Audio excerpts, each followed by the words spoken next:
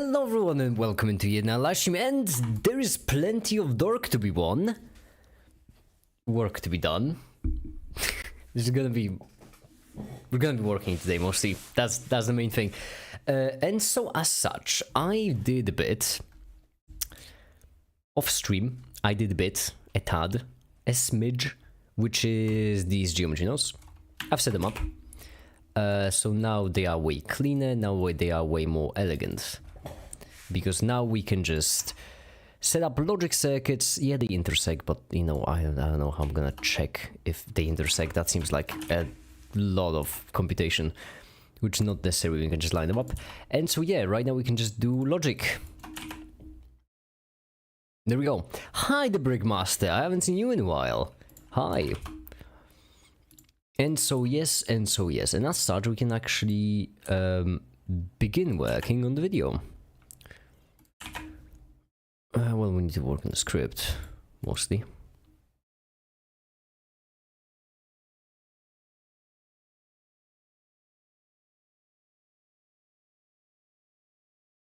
And so that's the wrong Firefox. This is the right Firefox, there we go. We should have a sip of coffee. And there we go.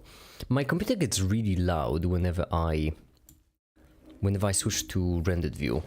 And so I'm curious, is it really the GPU struggling, or is it for some reason enabling integrated graphics? So if I do this, if I move around a bit, if I move... I bloody knew it! I knew it! I knew the GPU would be able to handle it just fine. It's the CPU. Oh, why? I thought I turned you off. Yeah, don't use the CPU for the graphics.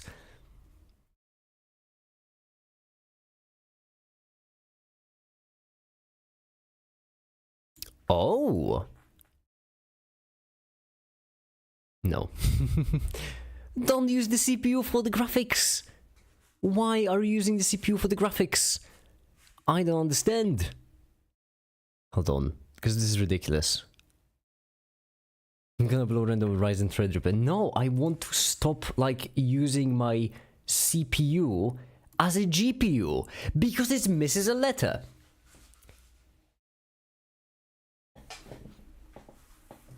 I was wondering, I knew it was a no. I knew it shouldn't have been getting this loud. So when I do this, what's actually getting loud is the CPU cooler.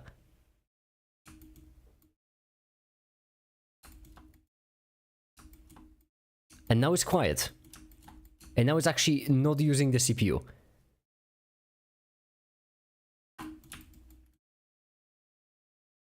Did it just forget that the CPU is disabled? I don't know. I am... whatever. Whatever shall we do. So, today... Task scheduler can be wonky. It has a Windows CPU scheduler. So why? I've been rendering on a CPU this entire time in the viewport. Good to know! Anyhow, we need to script this because, I've been stuck on this first page for such a long time. So, casual Windows wonkiness, it really is. Casually rendering. On the previous machine, I didn't have that problem because I didn't have integrated graphics, so it just physically couldn't. Well, actually, I think it could actually render with a CPU. But I really didn't want to by default. Okay. Inst is the way, even if the input changes, it is set to reset. So how we do it? Well, basically, there are three pieces of information that we need to know. First of all, we'd like to know if we'd like to know if what? We'd like to know what value is the over time I need to get a single bit. Make a circuit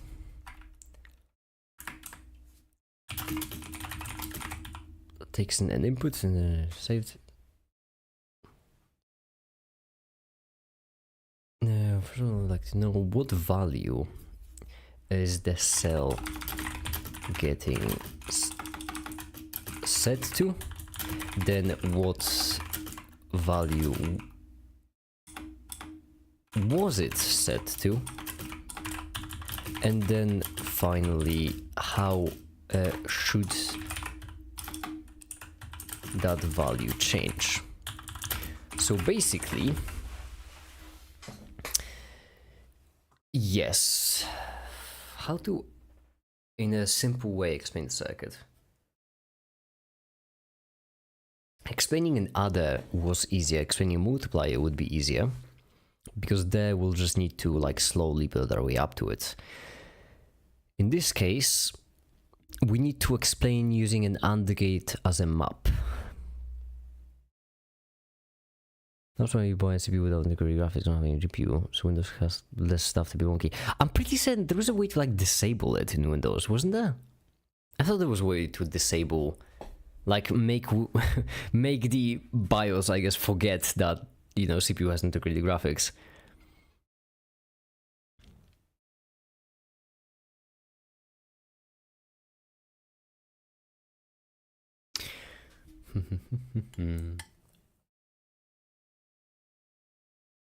Should the value change? Basically, we want our output be set to whatever the saved value was. Hi there, hi.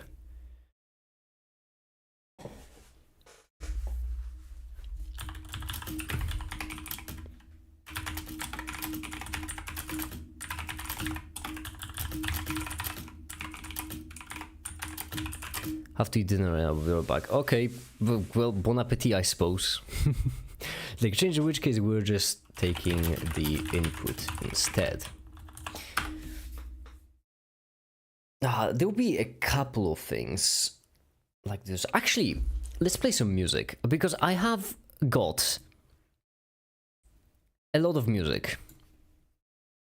I got a production crate subscription, which means right now we can just play music from production crate.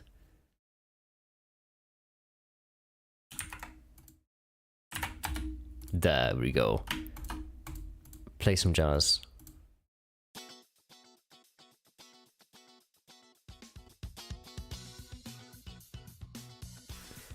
The Funkadrome. Let me know if it's too loud, too quiet. Let me know. Hi, the Stump! I know, everyone's eating dinner. Do you think you could do a video on Ray scattering? Oh, I heard that name before. I don't remember which one it is though. Hold on. Ray scattering. Which scattering was it?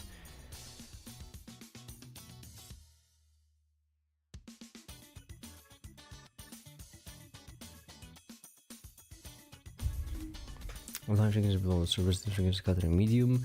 Now scattering is inversely proportional to the fourth power of the wavelength. That's because of 3 dimensions, I suppose. Okay, then that checks kind of out. Wait, no, it's because plane, right? It's the quantum physics that makes sunsets.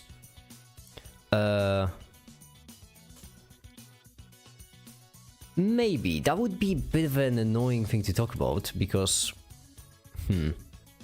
like, explaining... Let me think. Maybe, I suppose. It's a different kind of quantum... It's like...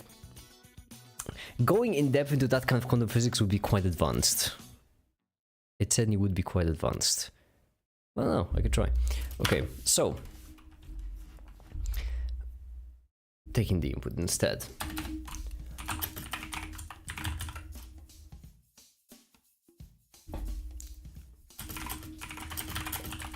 Input.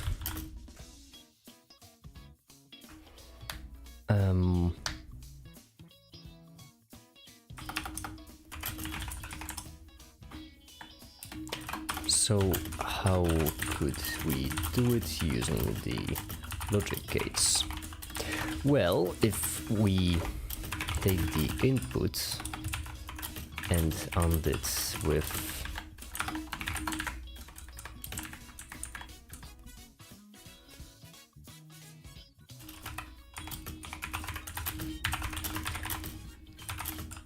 input will only matter if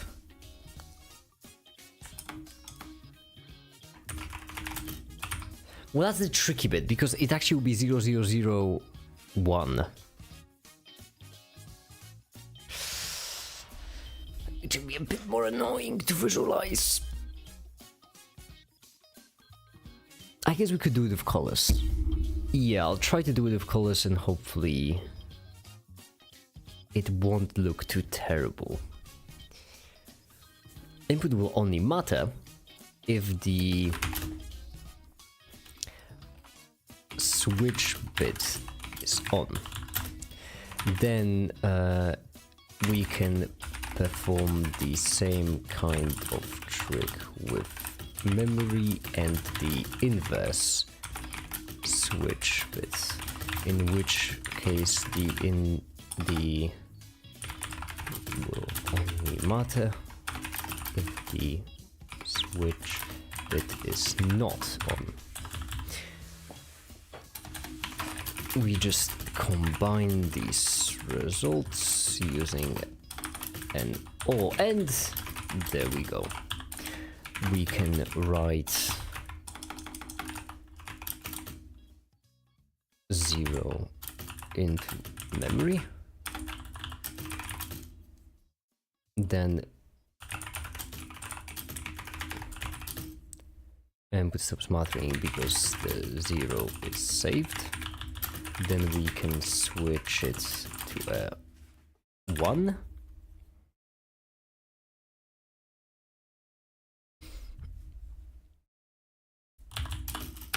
And input stops mattering because the 1 is saved.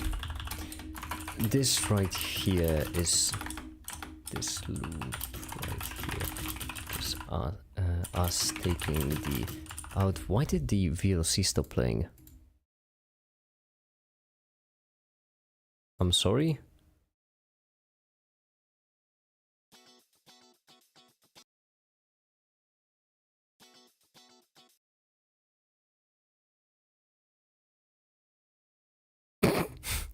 What seems to be the problem? Is this music corrupted? It is. Well, that's good to know, you know, it's great to know. Okay, cool. It's basically corrupt. Well, that's just fantastic. Never mind then, I guess we will not play jazz music after all. And the runtime broker, I swear, you are killing me.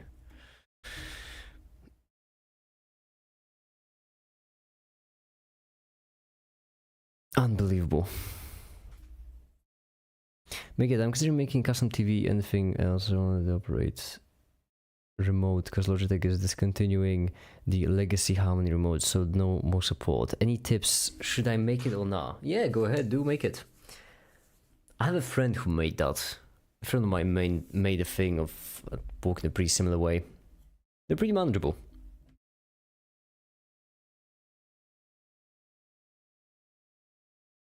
Okay.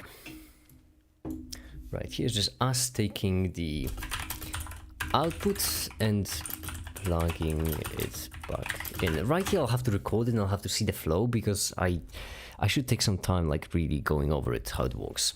So for now, let's just try making some animations. Hold on. Delete this CPU. Yeah, and then first we're gonna have the... So should I make it happen? Yes, of course you should make it happen. First we're going to have the what?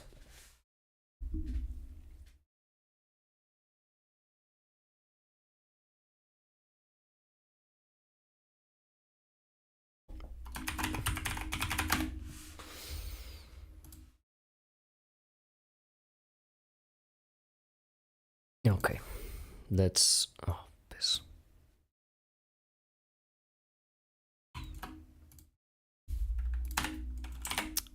Let's create a basic scene. For this cube, we're gonna remove the nodes for now. We don't actually need them yet. Yup. Let me call it a gate. There we go. We don't actually need them yet. For now, what we want to do is we want to make a scene. And as such, we just do the defaults. The old hits, you know. You know, them drills.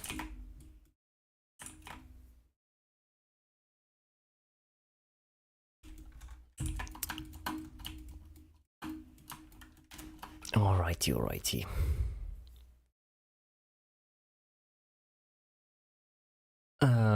Floor. It's really hot in my office and I'm just dying out here. Can't focus. Floor. The floor will be... I'm running out of creative textures to give it. We could do something higher resolution, actually. But then it would take ages to render. Hold on, let me just see.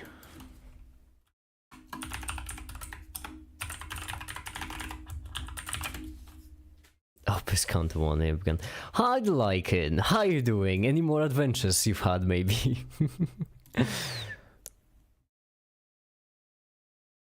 I could do...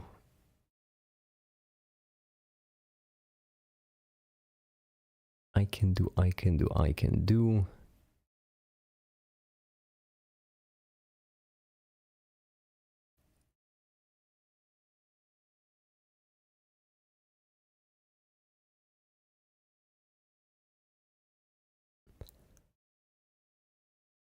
Oh, this is pretty neat.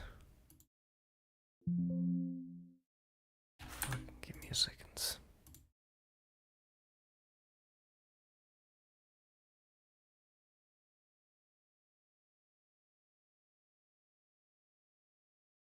Give me a second because my add-ons are screwing things up.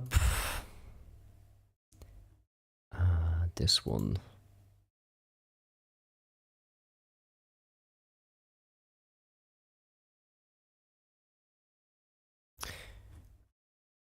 Alright.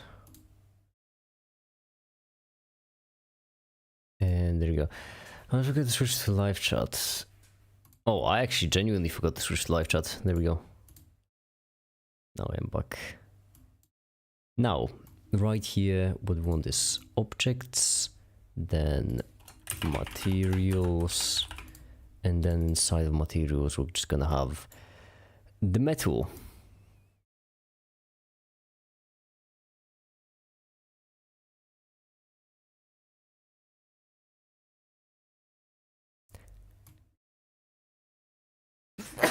That's a full-blown gigabyte. I'm sorry. A gigabyte? And why is it writing so slowly? There we go, now we're picking up the pace. Never mind. There we go, now we're picking up, never mind. I was told last night the night before kind of high and accidentally forgot to get a little bit of assignment done. Near the signal sitting behind, I've been trying to catch back up on now then done so. I get that. Been there. Well, without the drunk bit, but I mean, you know, a man can dream. Okay, base color. This is a terrible idea to load all of these in, actually, because I mean,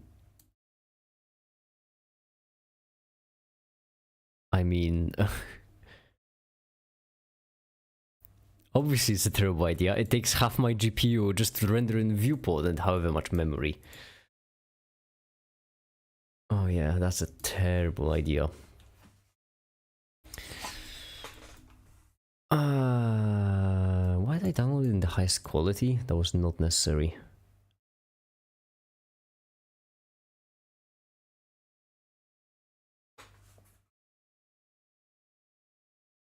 Yeah, I absolutely did not need that in the highest possible quality.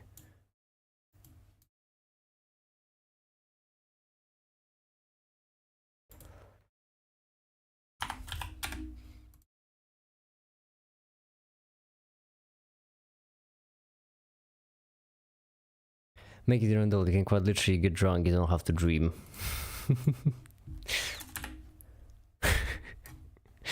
I use alcohol exclusively for burning stuff.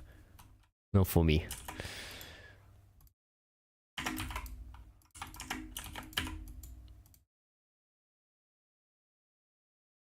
Oh, where are my geometry notes for, like, the material? Oh no. What happened there?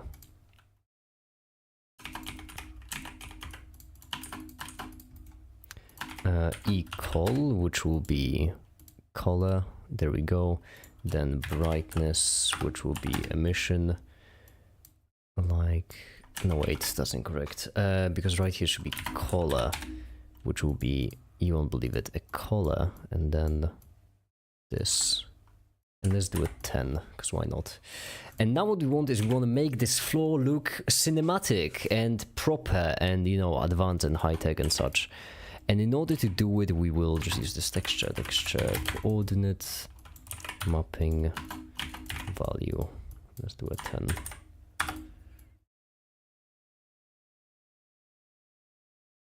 And 20. There we go. Asbro for drinking and ethyl for cleaning and burning. You could burn some calories when digesting alcohol. Genius. Just genius.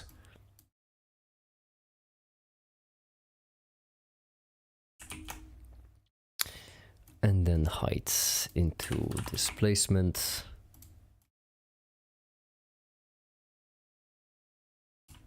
There we go. That doesn't look too terrible. Although it's quite blocky. Which I do believe was fixed by plugging it like this. I don't remember. I don't remember what fixed it, but this looks kind of decent. I mean, kind of. The no metallic, right, that's the one I forgot. Which goes in right here.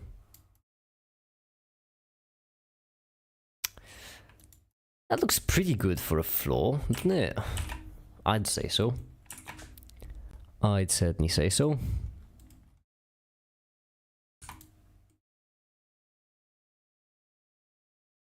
It will be fun to render, certainly.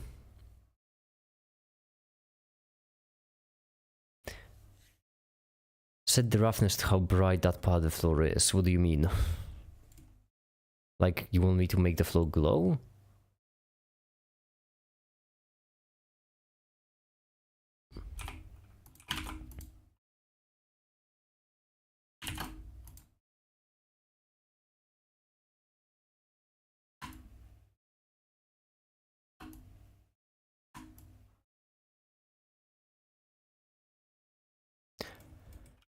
There for that alien spaceship kind of vibe.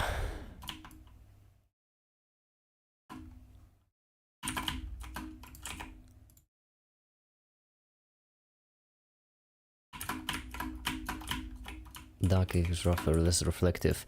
I would just like to mention that I just have a texture for this. Why would I need to do that? Let me add an empty. Let's have the empty be a cone, because why not? Let's call it focus. And then focus, and then a 1, or maybe even a 0.4. So why not? Let's move away a bit. Maybe just a 1, it's fine. Let's see.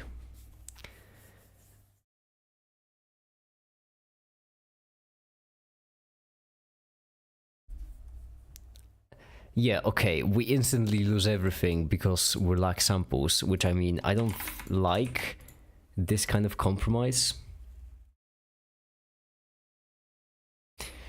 That's because it will take a really long time to render anything if we're gonna go this way. To be fair, the animations aren't a lot difficult to set up.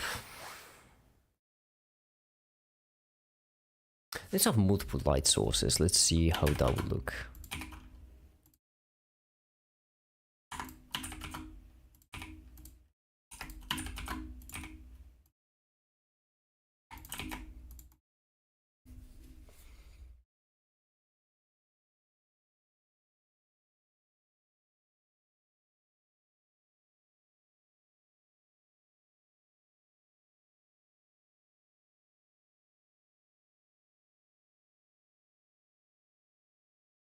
CC website has statement at the top of some says the site was revamped back in February to execute the order from Trump. WTF. Yeah, well, what can I say? Politics, am I right? Leave a like and subscribe. This looks pretty good, all things considered. We could do some compositing as well to fix it up even more.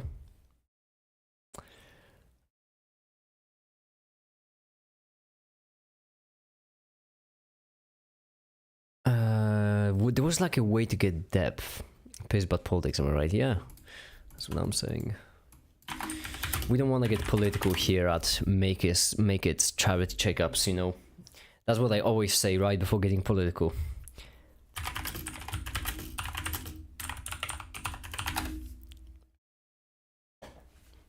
Make It for video should condiment angle with tardigrade. Okay. Getting depth buffer. I don't do much compositing. I remember it was a thing.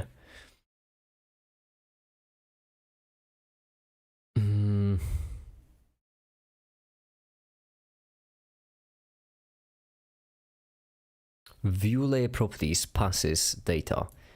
View layer properties. There must be my view layer. Where are your properties? View layer properties data Z. Depth data. Oh, I can get a bunch of things actually.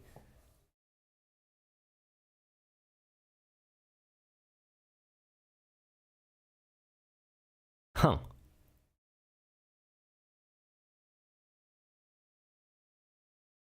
Physics day decision in the grape.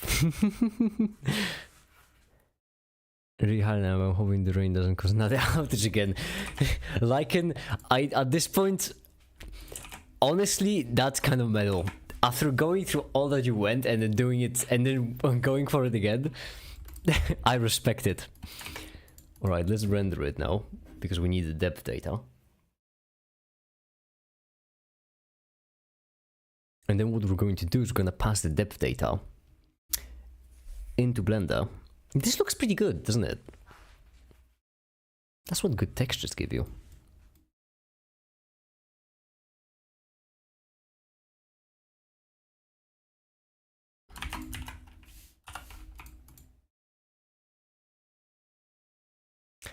Ouch.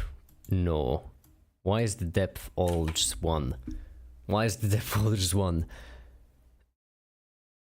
Am I misunderstanding how depth works? Of the noisy image. And then we just have the image. Which, first of all, the noisy image kind of looks pretty powerful.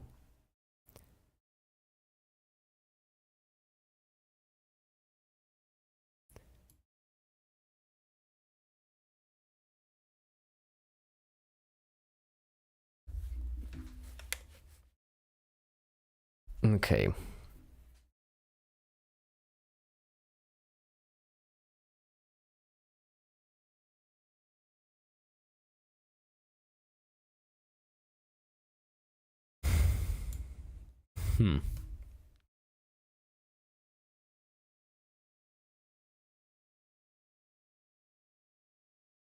The depth is not working exactly like I thought it would. And that's messing with me. Anymore. What about mist? Maybe I'm misremembering it for mist. Maybe mist is the one I'm looking for.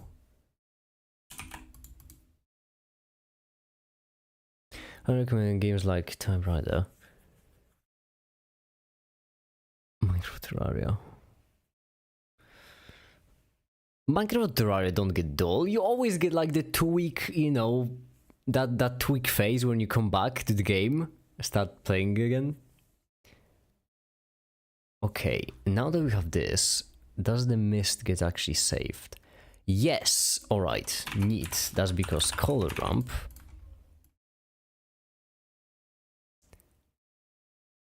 Yeah, and the mist is what we actually would want. I think? I don't know.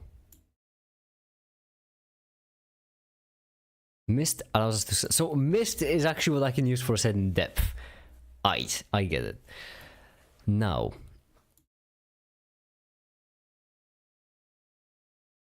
why did I want this? I wanted it for something with denoising. Oh yeah, right. Let me just mix color and noisy image, and then this right here.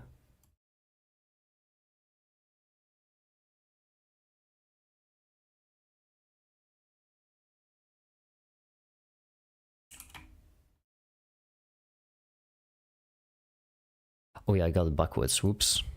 That's not what I meant. I meant like this.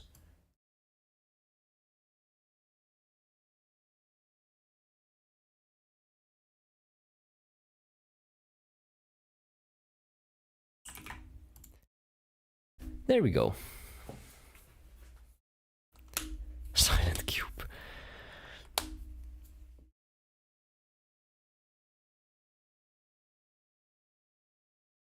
Oh, unlike. Oh, never mind. Never mind. I missed the word, right? Who would have thought that word like unlike would be important? But to be fair, games. Alright, so like. I get what you mean. I had the problem with Outer Wilds. My Outer Wilds problem is that the flying mechanic is amazing. And I love the flying mechanic. But after you beat the game, there is like no replay value. And so I just keep flying to the sun station for no reason. This looks pretty good, I think. Yeah, I think so. I think it looks fairly decent. Now we can get back into the CPU. And okay, let's go. I don't know how it goes. The wire, the gate. The wire, AND gate, OR gate, and NOT gate. Wire can be either on or off. The combine them in ways. Let me think about how I would visualize this.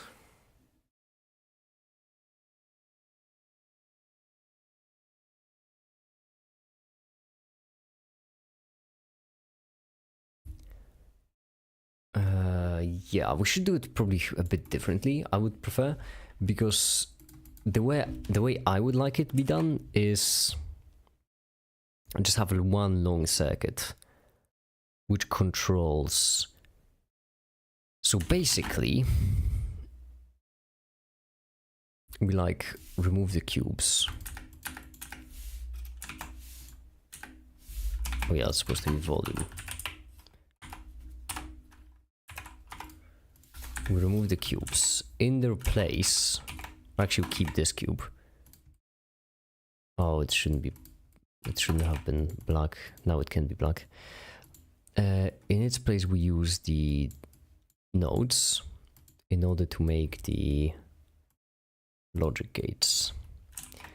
And we make the logic gates like so. We add in a shucks. Take it by I don't like it being a cone. I think this will be gate. Actually, this one will be focus. There we go. We'll use these for gates. So we're starting with a button. That should be simple.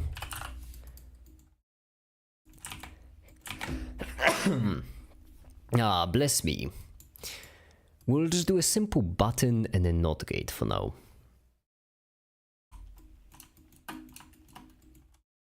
That's what we'll make.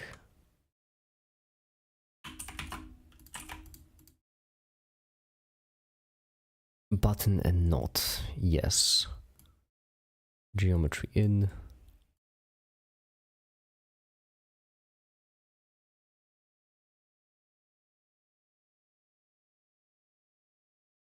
There we go.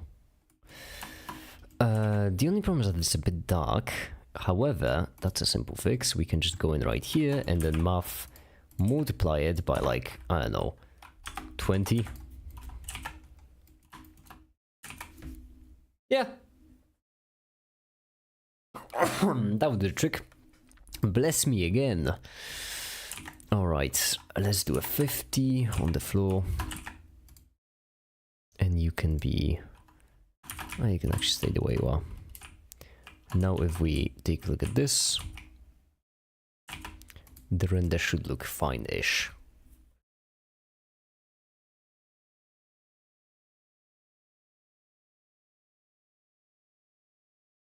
You should do the light dark green like in Logism. No. No, I actually shouldn't, because in Logism you had 4 values, if I remember correctly. 0, 1, X and E. And like, that will just make things more confusing, because error, that's an annoying one to explain. Because the whole point is I'm trying to just pure logic. And error is something you would get more from electricity. And then the X, which is just a blank. In this case that would be just a 0. You know what? Maybe actually let's just do this image. Oh yeah, right, because the wrong thing is plugged into viewer. No, never mind. This is actually fine. As long as this is way closer. Like this.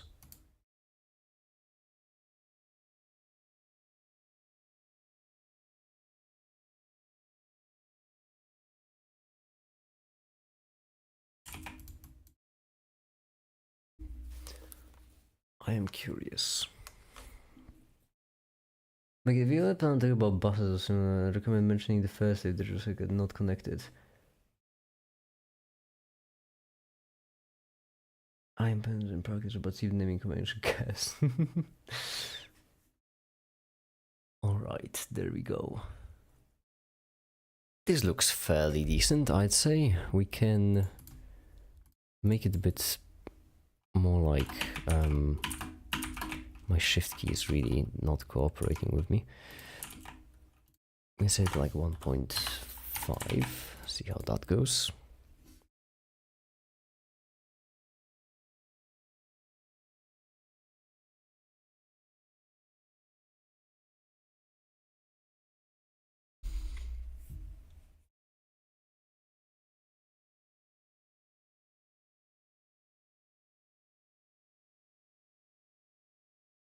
Yeah, I like it.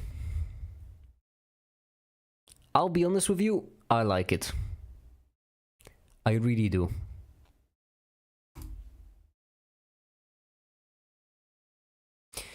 One thing which I only now have noticed is that the freaking thing, which is the proper wire offset, is global.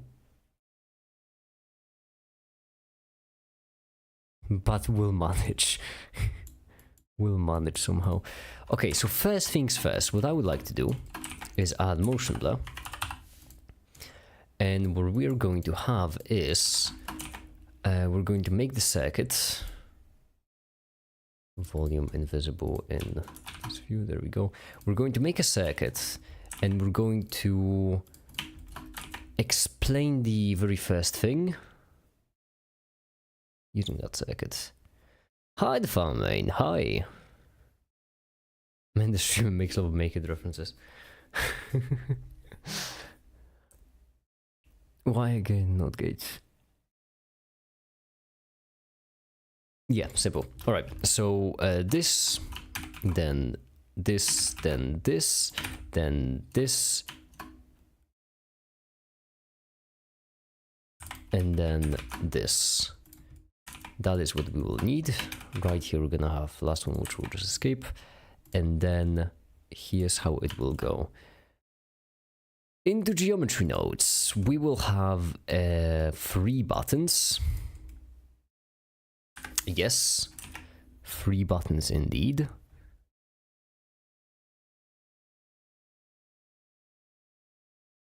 button,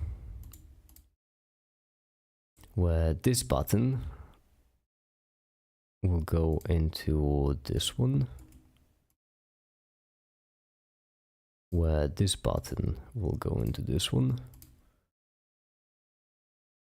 and then we need to combine the cubes of knowledge.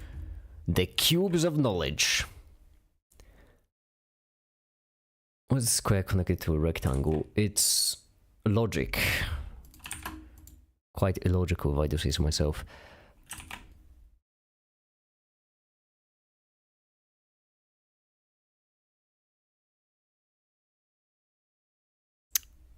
Yeah, we're just gonna do it whatever direction. So let's do and then we'll finish off with or. Okay, then join cubes of knowledge, and right here we're gonna have this cube of knowledge into the input 0, and then into the input 1 we're gonna have this button like this. There we go. Then the AND gate will start right here and go right here into the input 1, where it will go into the OR gate like so, and once again join cubes of knowledge 1 0, plug them in, and then if we go back into the rendered view, everything should be working just fine, question mark.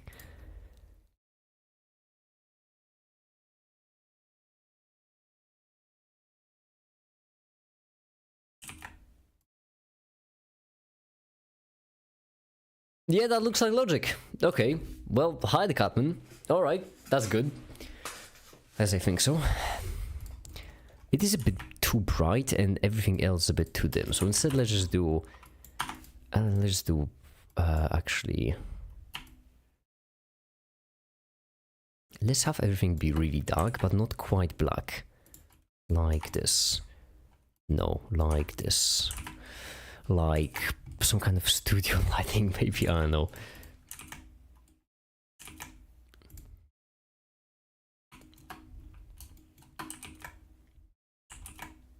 Because I don't think this will look right. So for example, if we do it like this kind of render, I don't think this will look good at all. Like, it can look good on a single thing, but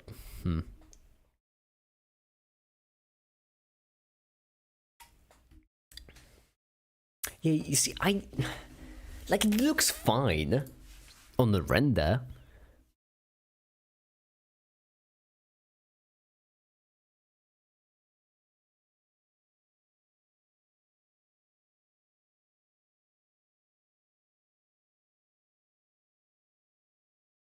What's logicking? The nodes.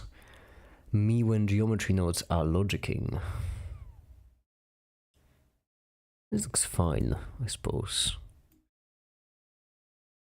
Yeah, what we could do as well is we could go into the white material and we right here could add 0.1 like this to give it like a slight glow. That could maybe help.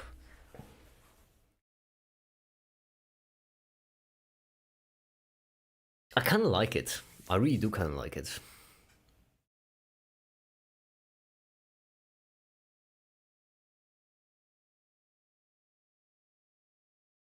It's gonna take a pretty long time to render, but I dig it. I'm all for it.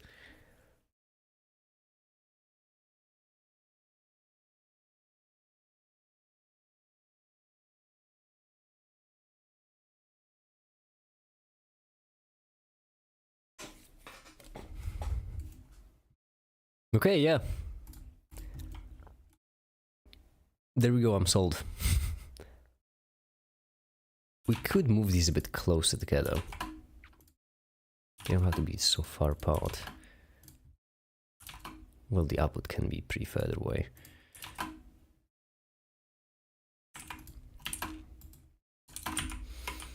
we'll have the camera entered this way. And then the focus will be right in the middle.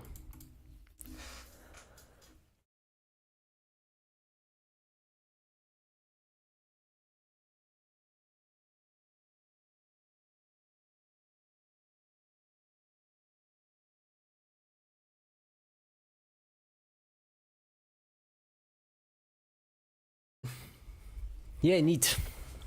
Now once I stop the animation, we'll have plenty of time to do other things, because I mean, I'm gonna wait till it renders. So first a quick revision of how it goes. Alright, we're gonna start at frame 100 actually, and go to frame 200. At frame 200 we're gonna have the camera look straight down on them, as much as it pains me.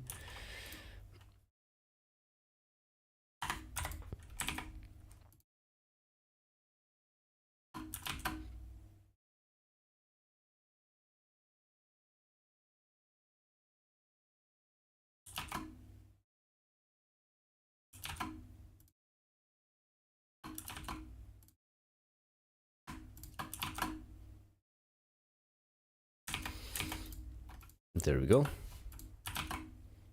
Focus being in the middle. And then right here we're going to have the camera just like this.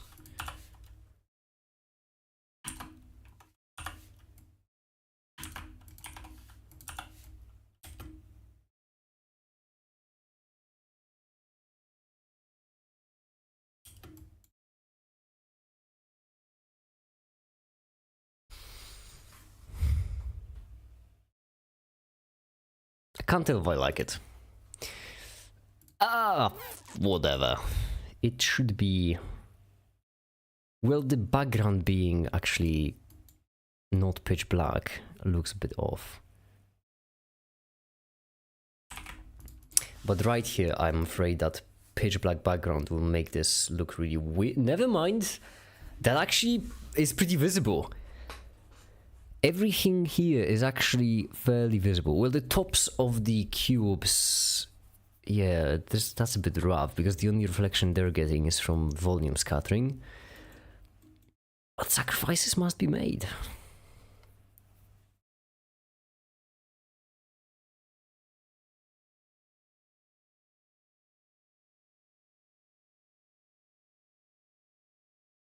Yeah, I'm fine with this.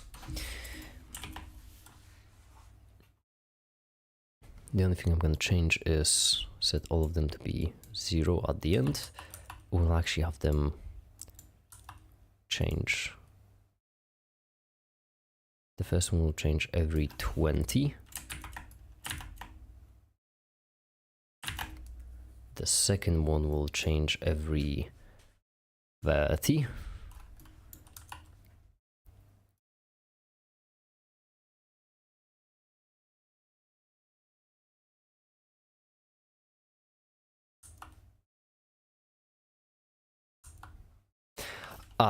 Fudge sticks. I just realized the issue. Okay, 10 all of them. There's no limit. 10 all of them at 0. Then right here, 1, 0, 1, 0, 1.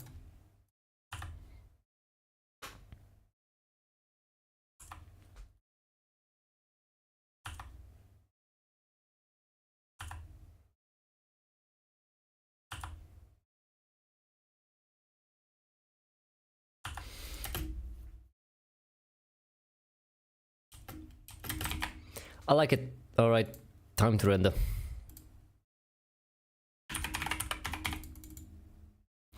Frames, refresh.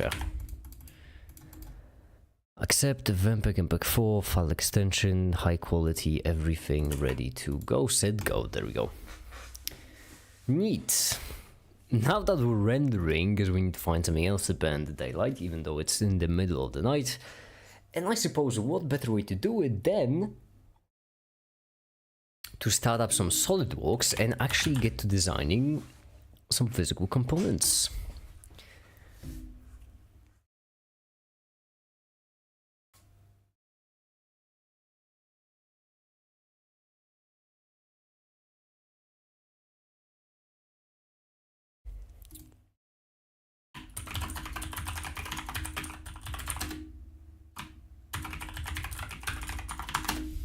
Give me a second, because I'm hacking into my own account.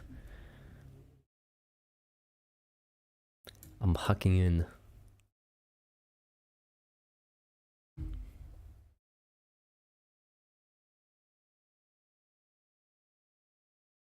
Back to Slice of Piety. Yeah. I'm hacking into my own account, I can't let you see.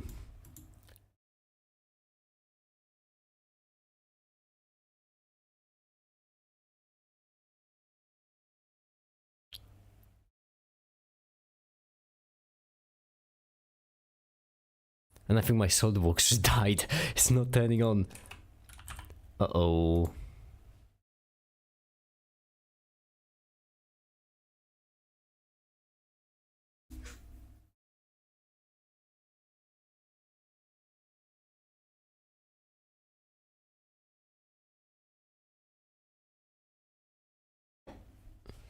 Free card. Well, that's because a friend of mine who is a professional designer of like devices, I don't know what that's called. The person that designs machines. Engineer. That's the name actually. They use SolidWorks. And the reason why I got it is because when I was learning, then I wanted to have the same. I wanted to have the same software as they did. Because I thought it would be easier. And guess what? It was easier.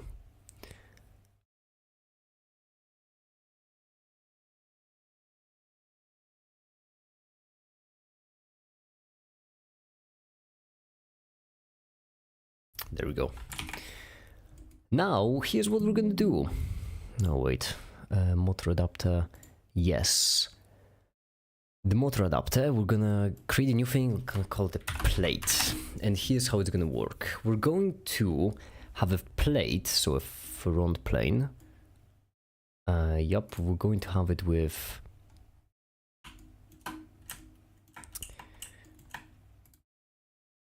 Let me just do the typical usual kind of thing. Oh, this is lagging. I wonder if it has anything to do with the blender and in the background. For now, just set it to whatever, it doesn't really matter. 120, why not? Because the point is... similar promise to 10 on notifications. Instantly. Okay. How big is the motor? The motor is 60 in size, which means that this length will actually be 60, and then the width has to be, actually, well, no, let's do it 70, because why not? 70, and then the width will have to be, let's do it as 50, because why not? Why not? Let's do 50. Now here's the basic idea. What I want is I want a certain connectors to set up like a wall for the motor and for the gears that will be testing on the motor. And in order to do that, first of all I need to extrude this to like 2 millimeters, should be fine. And then I'll just keep going, I suppose.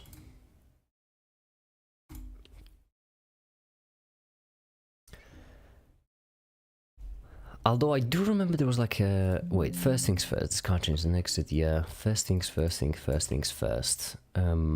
Sketch. I would like to center this. I remember front plane. Right, top plane.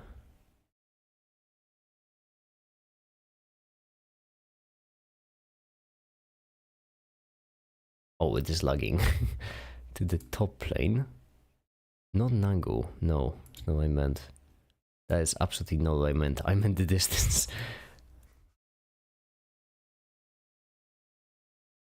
From this to the top plane. Yup, and want it to be 25. Perfect. I'm still not done. I don't know why I left.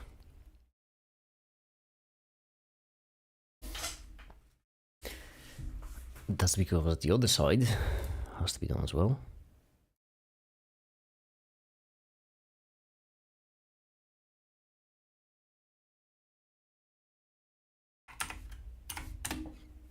Perfect. And now let's just... It is lagging a severe fair bit. How many frames are we in? 25. No, it was going like crazy. It's crazy fast.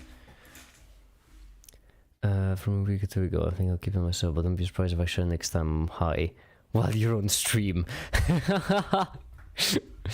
If it's really private, then just block yourself from watching the stream high. There has to be a way.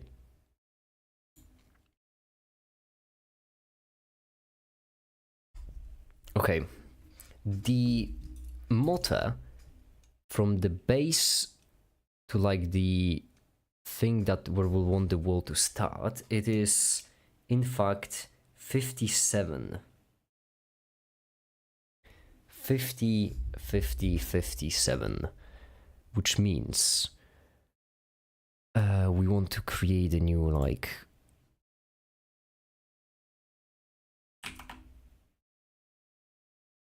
sketch like this, whatever the size for now doesn't matter, and then 57.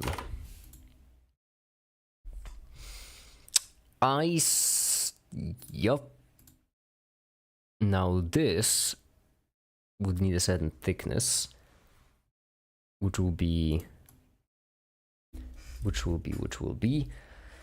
All I'm saying is it involves piss. On Eldritch Horror. Eldritch Horror. Lack of knowledge is worse than knowledge at this point. What could you possibly mean? What could this story be? Don't tell me. Do tell me. No, don't tell me. I don't know if I want to know. I don't know if I want to know. Don't tell me. But do please tell me. I'm curious. But don't tell me. That reminds me of a certain cat gif. Piss off. Not Rigby.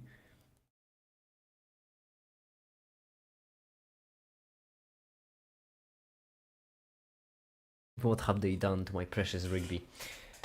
4 centimeters. That's how long the wall will be.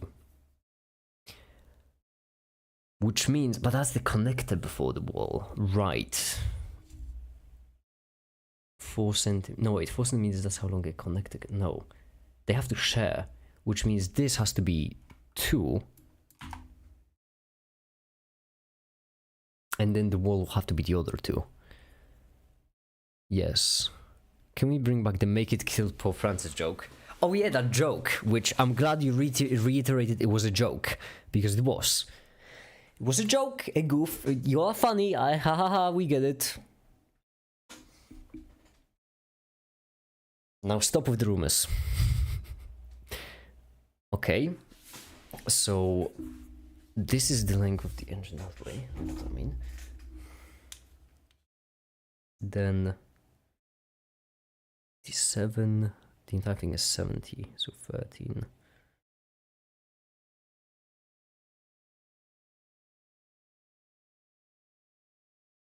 Yeah, which means we need to do the other connectors to the outside, which, albeit pretty manageable, all we need to do is just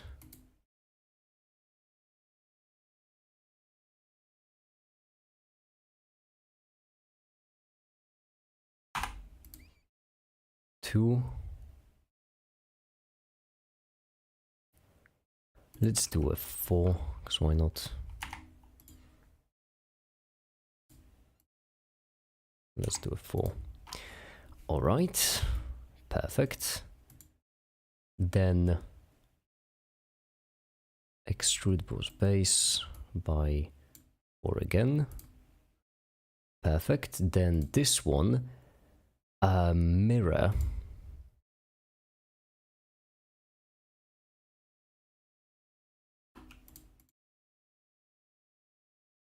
Around the top plane.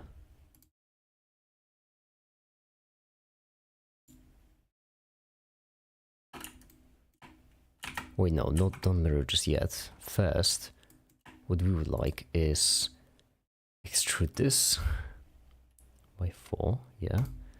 Then, right here, sketch and make a circle in the dead middle.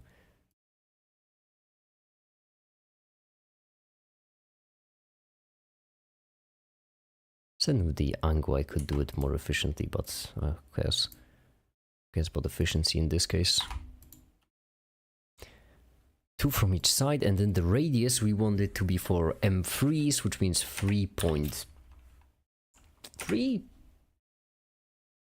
should be fine. Yeah, I suppose. And then and then extruded cut this way, and then like so, like these, all of them, and mirror now.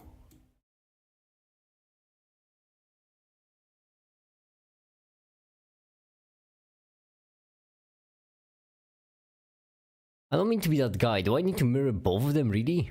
I feel like I'm doing it wrong somehow. I mean, it works, but it don't feel right. Hi, the Tefta. Hey, how's it going? Hi, it's going well. I haven't heard from you in such a long time. It's been forever. Yes, oh, where's the last time even? Oh, I don't even remember what you look like, honestly.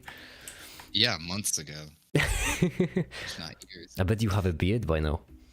Yep. It grows back in a couple of days.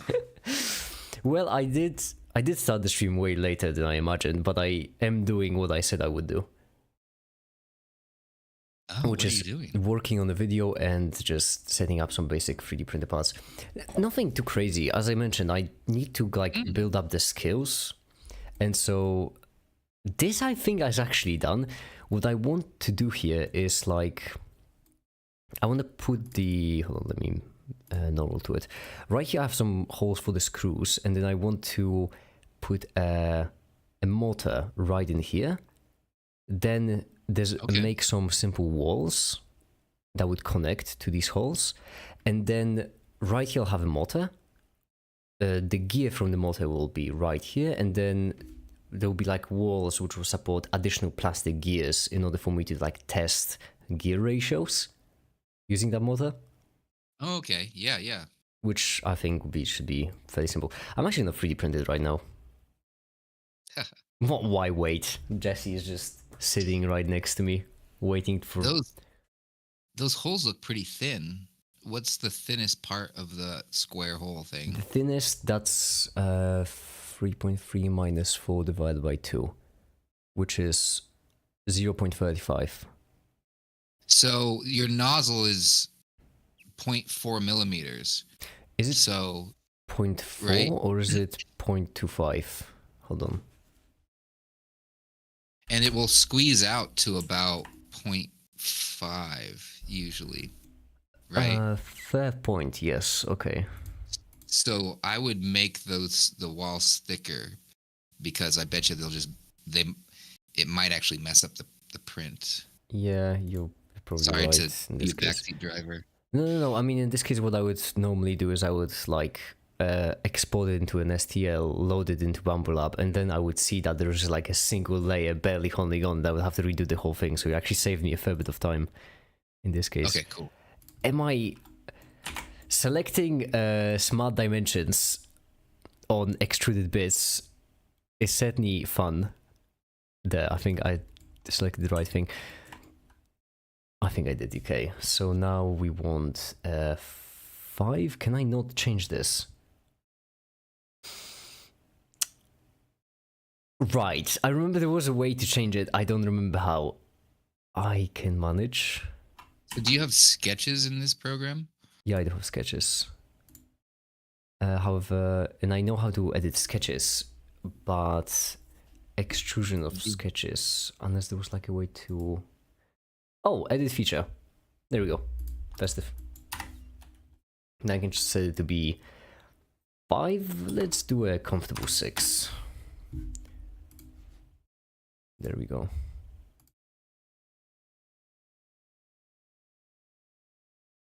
Yeah.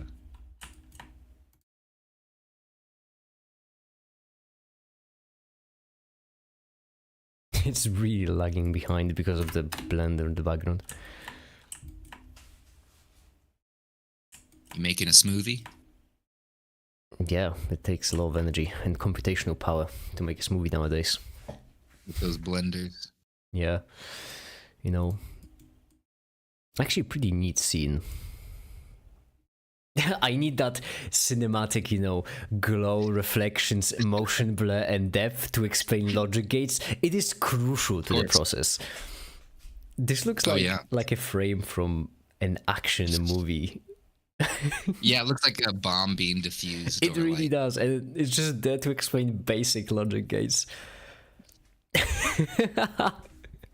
The unnecessary amount of cinematic, because I mean, I don't need to defend myself in this case. In Blender, there's just cycles. It's right there. There's just an engine you can use to render things in an extremely cinematic way. I obviously am going to abuse it to explain the most boring of topics in the most... what have I done? There we go. Nope. I keep clicking on the wrong things. There we go. Got there in the end. And now just change these two to 3. I really should learn how to automatically add in values to smart dimensions, because I can't believe I'm still doing this manually. But there we go. This should be thick enough. Yeah, that's more than... I hate it when I make a print and then it doesn't work, and then I have to redesign it and make another one. That's like... Yeah, you did save me a bunch of time in this case. Thank you. Now let me just... export as, there we go. And then...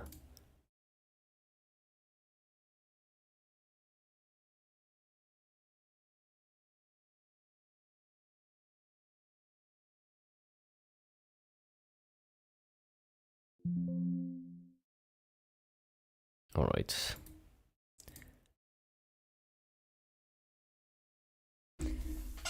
Well, Jesse, get ready. Oh, you have a bamboo? Yes. Nice. The one that everyone has, I don't remember which one it was. Was the not completely mini, not the smallest one. That's that's the 3D printer I have. Oh, that's awesome. It should be complete. Yeah, now there's a lot of layers. Yeah, that's what I meant when I said that you saved me a fair bit of time, because right here is only where I would notice that there's only a single layer on top, and I will have to go back and redo the whole thing. You know what's really upsetting? How every single 3D program has a different standard for just moving around in the 3D space. Oh yeah, like different commands and stuff. So it's like Alt Shift. Yeah, Shift middle clicked in Blender, Control middle click in SolidWorks, Control middle click in this case as well to... No wait, just middle click in this case to move, and left click to rotate. It's so awkward to have just this conscious effort of figuring out how to move. Inhuman. They have this like 3D cursor thing. They have some like hardware solutions for navigating in 3D, but I don't think that they're very good. But you could then, you know, bind the same mapping to different things, but you still need the keyboard. I mean, that's why I want VR to improve even further. Eventually we'll have it without even having to wear gloves. We'll just all be wearing the open muscle bracelets. Yeah. Automatically sees what your hand. What's actually funny is that like eventually it probably is what's going to happen. Yeah, that's in the roadmap. It is. It's the end goal. Something. I don't think I am. I need to move No my... holes for screws or anything? No, these are the only holes we'll need so far because, well, now I can get back and design the other plates, the perpendicular plates, and Uh, they will be be actually holding everything in place. So I think this would be it. So what are you making? I'm trying to gear ratios from my motor, the big one. I want it Oh, so to... this is like Yeah, like a this... sandbox playground to figure out gear Yeah. I'm ratios. making my gear ratios breadboard basically right now. Nice. Hey Jesse, say hi. There we go. Jesse just says hi. I You're, love it when machines talk back to me. Honestly, it's a thing. I like it a lot. Now, I don't remember how to do components in SolidWorks, and which would be really convenient because right now I should be designing the perpendicular plate in relation to this plate so I can see how they all fit together. However, can't you just right click on the plate at the very top and hit new component on the left side where all the layers are? wait, hit new component. Is there a button that says new component or like No, right click? usually it's in the drop down. Maybe it's not. Okay. That's just for Fusion. Like I do all my design work in Fusion. Yeah, I do in SolidWorks because the person that introduced me to like CAD software also did in SolidWorks. That's how I got introduced to Fusion. Yeah, that's how everything spreads on this thing. We all take a part of it. You for example, everyone basically indoctrinates everyone else into their own cult. You for example indoctrinate into the ESP S2 minis, Yeah. ESP32 S2 minis and MicroPython. I indoctrinate into C. We all have our own little Yeah. indoctrinations. I am curious, if I select new and assembly. Okay, now can I import a part into, because that would make sense, unless I am completely misunderstanding how assembly works. But in my head, it makes sense that this... Oh! Oh! That's good? Yes, because I'm still in assembly. Oh, that's phenomenal. Okay, so basically like, where did I save the part I just made? There we go, plate. Oh, that's lovely. Okay, so right here now I have the plate, and then I can just go ahead and make the perpendicular one. Oh, that's great. Awesome. Good to know. Good to know that I'm learning how to use CAD software after months of just having it sit on my drive. Better late than never, I suppose.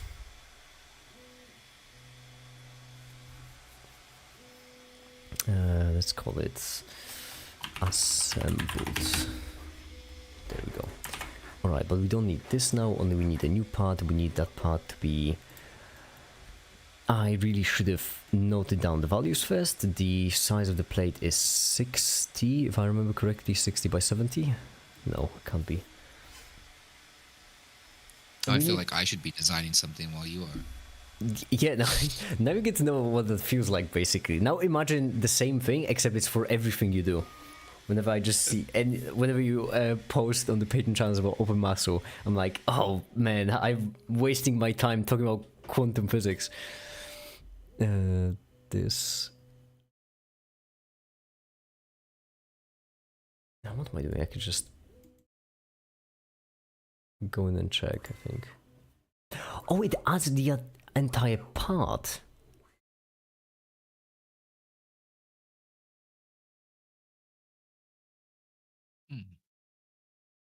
We need to start some kind of philosophical debate because this is unbearable for just me sitting here and... Philosophical debate. Yeah, because this just me sitting here with SolidWorks, that's not good. That's no. I've been listening to Alex O'Connor a lot on YouTube. I'm He's terrible with pretty names, so I don't remember who that is. Yeah, I'm gonna put a link in the chat because he's. I think that's what it is. I don't know his name.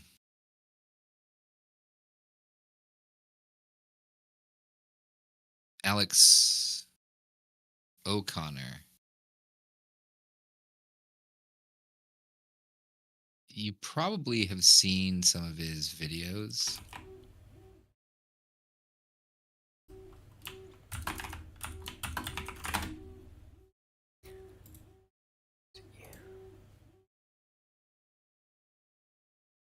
I convinced ChatGPT that God exists.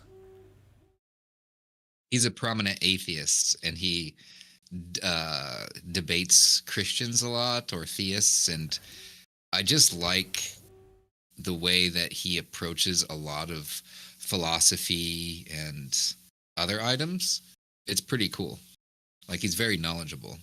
Oh, one of the videos popped up on my main page. That was the rating philosophy hot takes. I remember that popped up on my main page, but I didn't see it. Also, why can't GPT draw a full glass of wine?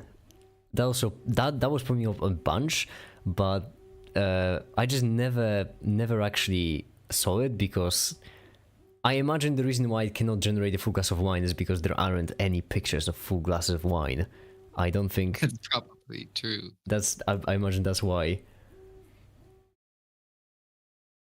And there's another guy who I like equally that he had on his channel, and both of them together are like super awesome. Yeah.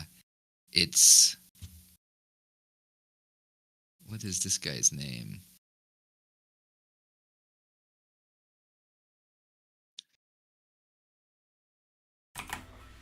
Unsolicited Advice. Unsolicited advice. This Also remember that name.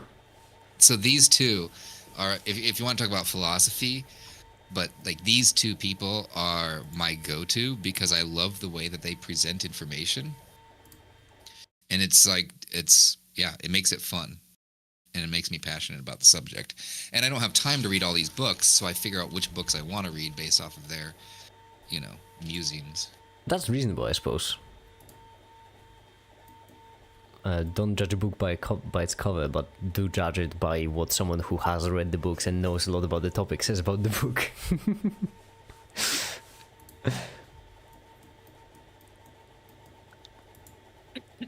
But talking about philosophy, I don't know.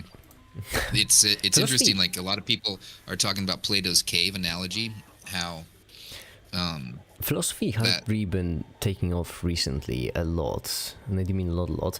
But there is one problem with philosophy that I find especially interesting, in my opinion. That's because on one hand, we want the knowledge and like everything to be as accessible as possible. However, what I find really often happens with like science in general, any kind of science, and I do mean in this case science the most broadest term, is that the easier it is to access science, the more, let's call it sloppy people get with actually applying it. I don't know if that's maybe just something that I like am just delusional about, or maybe you've also seen it, where basically the more accessible science becomes, the less people actually care about checking everything and making sure that the information is proper. The information is proper, that the experiments are proper, and that they haven't made some kind of mistake. Well, as our body of knowledge increases, the requirements for specializations increase, and you get fewer and fewer people that would be multidisciplined or have the even ability to be multidisciplined. So I could see where you'd be lazy and have to rely on others, that they are doing what they should be doing. Oh, that's not what I mean. What I mean is people, for example, getting interested in physics, or say that they're interested in physics, right? But then when you actually push them on this a bit, then they don't actually, like, they have these ideas that they know about, but they don't actually know why they happen, or they don't really have any very credible sources to back them up. I don't want to give any specific examples, I don't want to finger point, but what would be something vague enough? Okay, instead of going with an actual example, like a... It's like dilettante, that's a good word. Is like someone who dabbles in something. Yes, so... A dilettante. And like, instead of actually immersing themselves in the topic, they'll just like dabble in it a little bit and be kind of lazy. Is that what you mean? In this case, not really lazy. It's more like not giving it proper care, I would say. So it's kind of like natural medicines, let's call it, for example. Oh, that's a really good example. So basically, there is a extremely high standard when it comes to medicines. They need to pass crazy lot of checks before they're actually like able to be consumed by humans. Insane amount of checks. First, from the initial studies, even before you get to like studies on mammals, which are even before studies on humans, just an incredible amount of checkpoints that they need to cross and to make sure that they're safe. However, when it comes to natural medicines, like in quotes natural medicine, so things that people claim to be medicinal, there isn't really that much of that kind of high standard for it. So for example, honey. Everyone always says that honey is good for you. But Sure. no one who says that honey is good for you actually like has any studies to back it up, or looks for studies, looks for scientific papers, and so on and so forth. But at the same time, it's still medicine. It's still medicine. You're still claiming that something is healthy. Now, to be fair, I should mention that this example is obviously imperfect, because when it comes to this natural medicine, those things are natural, and natural things have a tendency to be healthy, because natural just is associated with just the things that humans evolved with. And if humans evolved with something or doing something, that means it hasn't killed us, which is pretty safe by nature standards. So hence, honey, all right, pretty fair. It's safe. Oregano. Yeah, exactly. But the thing is, like, the more popular certain bits of science get, the more those standards kind of fall away for actual proof. So, at some point, people aren't even talking about specific experiments or specific research, only they're discussing an article which mentions a video where in that video someone talks about the hypothetical thought experiment that someone once proposed doing. This kind of thing. Yeah, but it's kind of funny because you said truth, and then so you assumed that materialism and coherence theory is the absolute truth in that statement, which is, one of the things that we talk about. So placebo effect exists, a counter argument, where even if you give someone a sugar pill, it literally heals them, right? So we actually have to account for this. So that's one counter to your argument. And the second one is the radiated water. So the FDA was made in like the early 1900s, but in the 50s, we literally had radioactive water, and that somehow passed our very sophisticated system. Oh yeah, I'm not saying that the sophisticated system is right now that actually are killing us that we think are healthy. Oh, that's most likely the case. I mean, it's honestly, I find it like whenever people claim something like that to be the case, where they laugh at our past selves, our past humanity in the past, like, oh my goodness, they had lead everywhere, and they had lead everywhere, everything was just radiated, and so on and so forth. But like, even not about the unknown ones, microplastics. Yeah. Microplastics are everywhere. They're much worse, or at the very least, that's crazy. almost as bad. And yet our system allows those to go through. So if we were to say that, holistic medicines might get an easy pass, or people could be easily, quote unquote, led astray from, quote unquote, the truth, we also, our mechanism for safe foods through a system could be inherently inefficient or incapable of detecting certain things that are bad for us. So I think it is true that the general knowledge of things, of people, they can easily be led astray by just somebody that's persuasive and confident in what they say. But the age-old problem, that's the age-old problem of, if you want to convince someone, then having a good argument is actually a misaligned goal. Because if you want to convince someone, the actual goal is convincing them, which means that you don't need to be right, you don't need to be like reasonable. Even, let's not go with right, because right, you would have to assume that you're correct. No, reasonable. You don't need to be reasonable, you don't need your arguments to hold water, you need to be convincing. And those two are misaligned, which is the unfortunate part, where someone who is in a malicious way trying to convince you for something for their own personal gain will always win over someone who's not quite as convincing, at something that would actually help you. Yeah. Well, and then, the guy who invented hand washing before giving birth to stop women from dying died in a mental institution, right? Even though he was right. They call it the Semmelweis rule. They talk about this in medicine quite frequently, that sometimes going against the grain could be a good thing. But he never got vindicated. He died in a mental institution. Washing your hands before helping a woman give birth? Yeah, That's crazy. Unfortunately, vindicated only post-mortem. Yeah.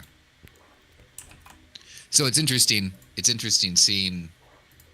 That's that's where it's kind of. I like to entertain the idea that what if we actually change reality just by our perception, like quantum mechanics on steroids. Like literally, if you think something positive, it will happen. Let's just say that's true. So people that go to psychiatrists and only talk about their problems are literally making their lives worse in this hypothetical reality. That's really upsetting. Right? So by focusing more on your problems, it's kind of like a proverb I thought about when I was younger. I tried to make things I learned into something simple. But it's like life is like a garden, and you don't want to spend 99% of your time getting rid of the weeds. Like if you only de-weeded the garden and didn't actually spend time, watering and feeding the plants wouldn't grow. Like the goal is to have the fruit produce in this garden, and weeds are going to exist, but where do you spend your energy? Like where is your energy spent in this system that you have? Kind of like an abstraction for the system of life. I really like what Black Thunder said. Intelligence is knowing tomato is a fruit. Wisdom is knowing not to add it to a fruit salad. Charisma is getting someone to add it to anyway. I really like that. I really like that kind of view.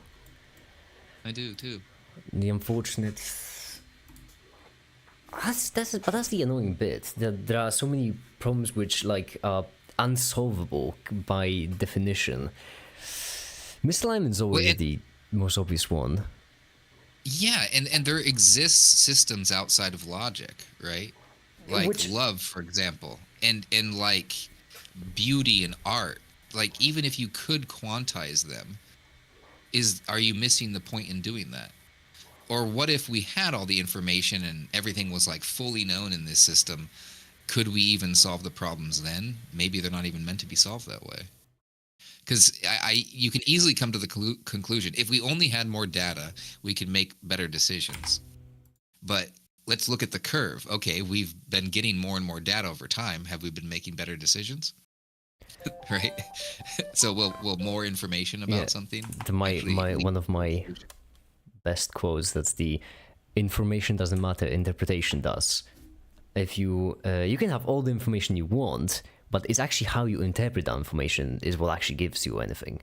So basically, the neat thing where basically you can take an image, you can take some random bunch of JPEGs of cats and dogs, and you can take them, create a copy, and completely scramble that copy. So you have one set of images that's just cats and dogs, and the other one is the one that looks like just random pixels. Now, if you scramble them using some kind of consistent method so that the information isn't lost, it's just transformed. So you're not using any randomness. You're scrambling those images, but with an algorithm of some kind of sorts. Then if you have two AIs and you train both of those AIs on their own respective datasets, they will both be able to predict which pictures of a cat, which pictures of a dog, because the underlying data is still there. You're just interpreting it. You just need to interpret it differently. So there isn't actually any more data you're not actually losing any data. And as such, even random noise, that would be kind of like schizophrenia in this case for just intelligence. Even completely random noise, you could be just interpreting it hyper correctly and just doing these seemingly impossible feats, or you could just as well be imagining things, and it could turn out completely wrong and you just thought you were right. There exists a system outside of logic is a logical statement. Yeah. Well, I mean, a lot of what we say is logic based. But I think that's what makes it tough when anytime you come up with like misinformation, because kind of the crux of what you're talking about is people can be led astray easy. Is that what you're kind of saying? What I'm saying is that the unfortunate thing is that was there's correlation. So okay, for a second, let's say that, because I don't like to deal with the whole absolute truth thing, but let's just agree for a second that like arguments can be better or worse. If you have 2 apples on one hand and 3 apples on the other, then an argument that you have a total of 5 apples is better than an argument that you have 4 apples. Okay. All right. Yeah. So with that it adheres assumption, to logic more. So, yeah, exactly. So like, logic would equate to good. So yeah, you have some kind of logic, because it doesn't have to be our logic. But the point is, you have some kind of logic, and against that logic, you can measure how good an argument is. Yeah. So like exactly. Now the what I was describing is that basically there is correlation between good arguments and how convincing they are, but there's only correlation. It can only get you as far. If someone is skilled enough, they can convince another person with a really bad argument. And that's the actual problem, that the goal of convincing people is misaligned with the goal of having a good argument. You could have a solution to all the world's problems at the palm of your hand, but if there is another person who's going to make those problems 100 times worse, but at the same time is able to convince everyone that they actually have the solution, then they will get all the resources required. So this is... and what's kind of funny is, so let's say you have 64,000 subscribers almost. You literally could say, hey, you pick a whole bunch of 50% chances and just say, I'm speaking to you directly. Tomorrow, XYZ is going to happen. Well, for half of your audience, that won't happen, but you're still left with 32,000. The next day, you do something similar, and then you're only left with 16,000. You would end up with like 1,000 people that, right, that believe that you literally predict the future. Yeah. So it's a numbers game you can play too, where you don't even have to be that skillful. You can just be smart enough to realize percentages and have a big enough audience. Then you can create a cult, which people will believe that you can predict the future, which is very dangerous. And then with cults, it gets even worse once you get into the psychology of humans with, first of all, no cult member who doesn't realize they're a cult member would ever want to admit that they're in a cult. That's our own just instinct defense mechanism. So, for example, you joining on the streams a bunch. For you, this is not a cult, but it could be. You just don't realize it. Maybe this entire time I've just been building up a following. I do have a surprising amount of people who call me God, so that's kind of a giveaway. Yeah. So and so this gets always even worse, because then. Another thing which is incredibly annoying, and it's like not annoying for a practical reason, only it's annoying if a big deal for me is being scientifically minded. And so what's really, really, really annoying is the difference between spreading misinformation and fighting misinformation. This is really annoying, because whenever I see some kind of piece of misinformation online, like my gut instinct is to be like, oh my goodness, someone should like remove that message because it's just spreading misinformation. But then I hear that tiny voice in my head, hold on, what if I'm the one who's just misinformed? That could be. And that's the really annoying thing about misinformation. When you see misinformation online, should you remove it or not?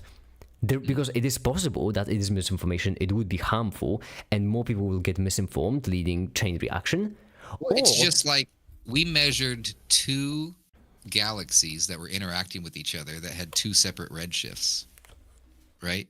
So it's a piece of information that would blow out of the water the Hubble constant, which we believe that we can measure the distance of stars based off of the really dubious data sets. And so in science, the hubrisness comes, like I honestly believe this, that we don't know, so we try to patch the holes in what we don't know to at least, make progress. And so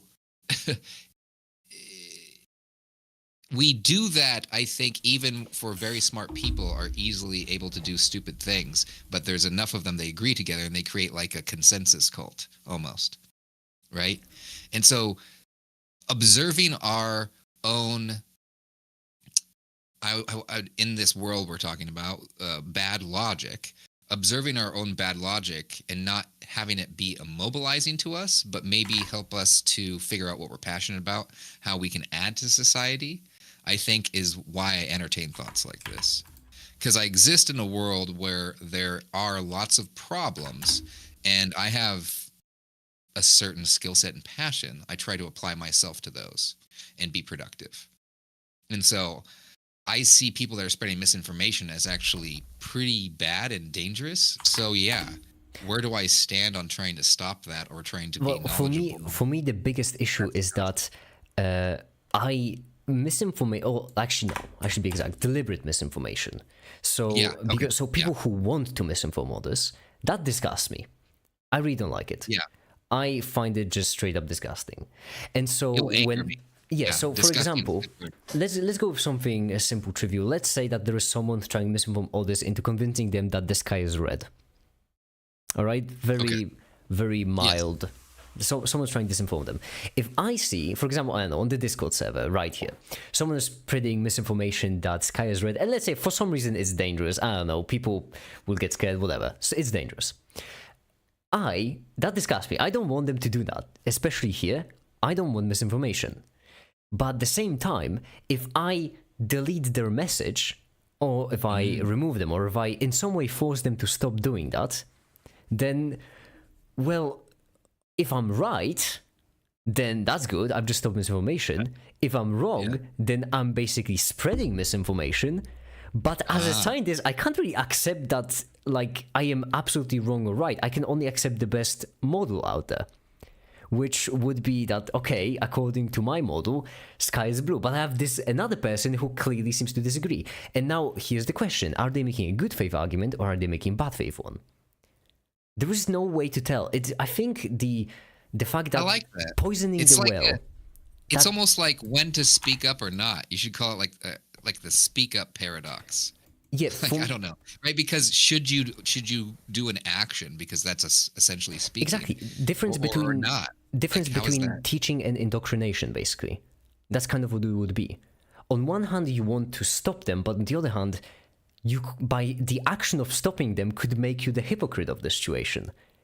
And I just find it extremely interesting, in my opinion, because like, how do you solve this problem? What's the solution?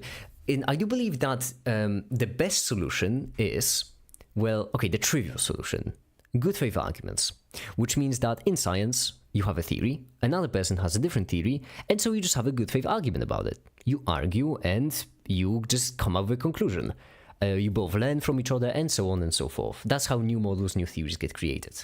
However, what if one person is making a good faith argument, another person is making a bad faith argument, not trying to learn, only trying to spread more misinformation, indoctrinate more people? Well, that's where it gets even worse and even more complicated, because how do you detect if someone is making good versus bad faith argument? There is no test for it. Any kind of argument could be made either as genuine good faith, I want to change my mind, I want to change That's why I your like mind. science, though. Yeah, Because but that's the thing.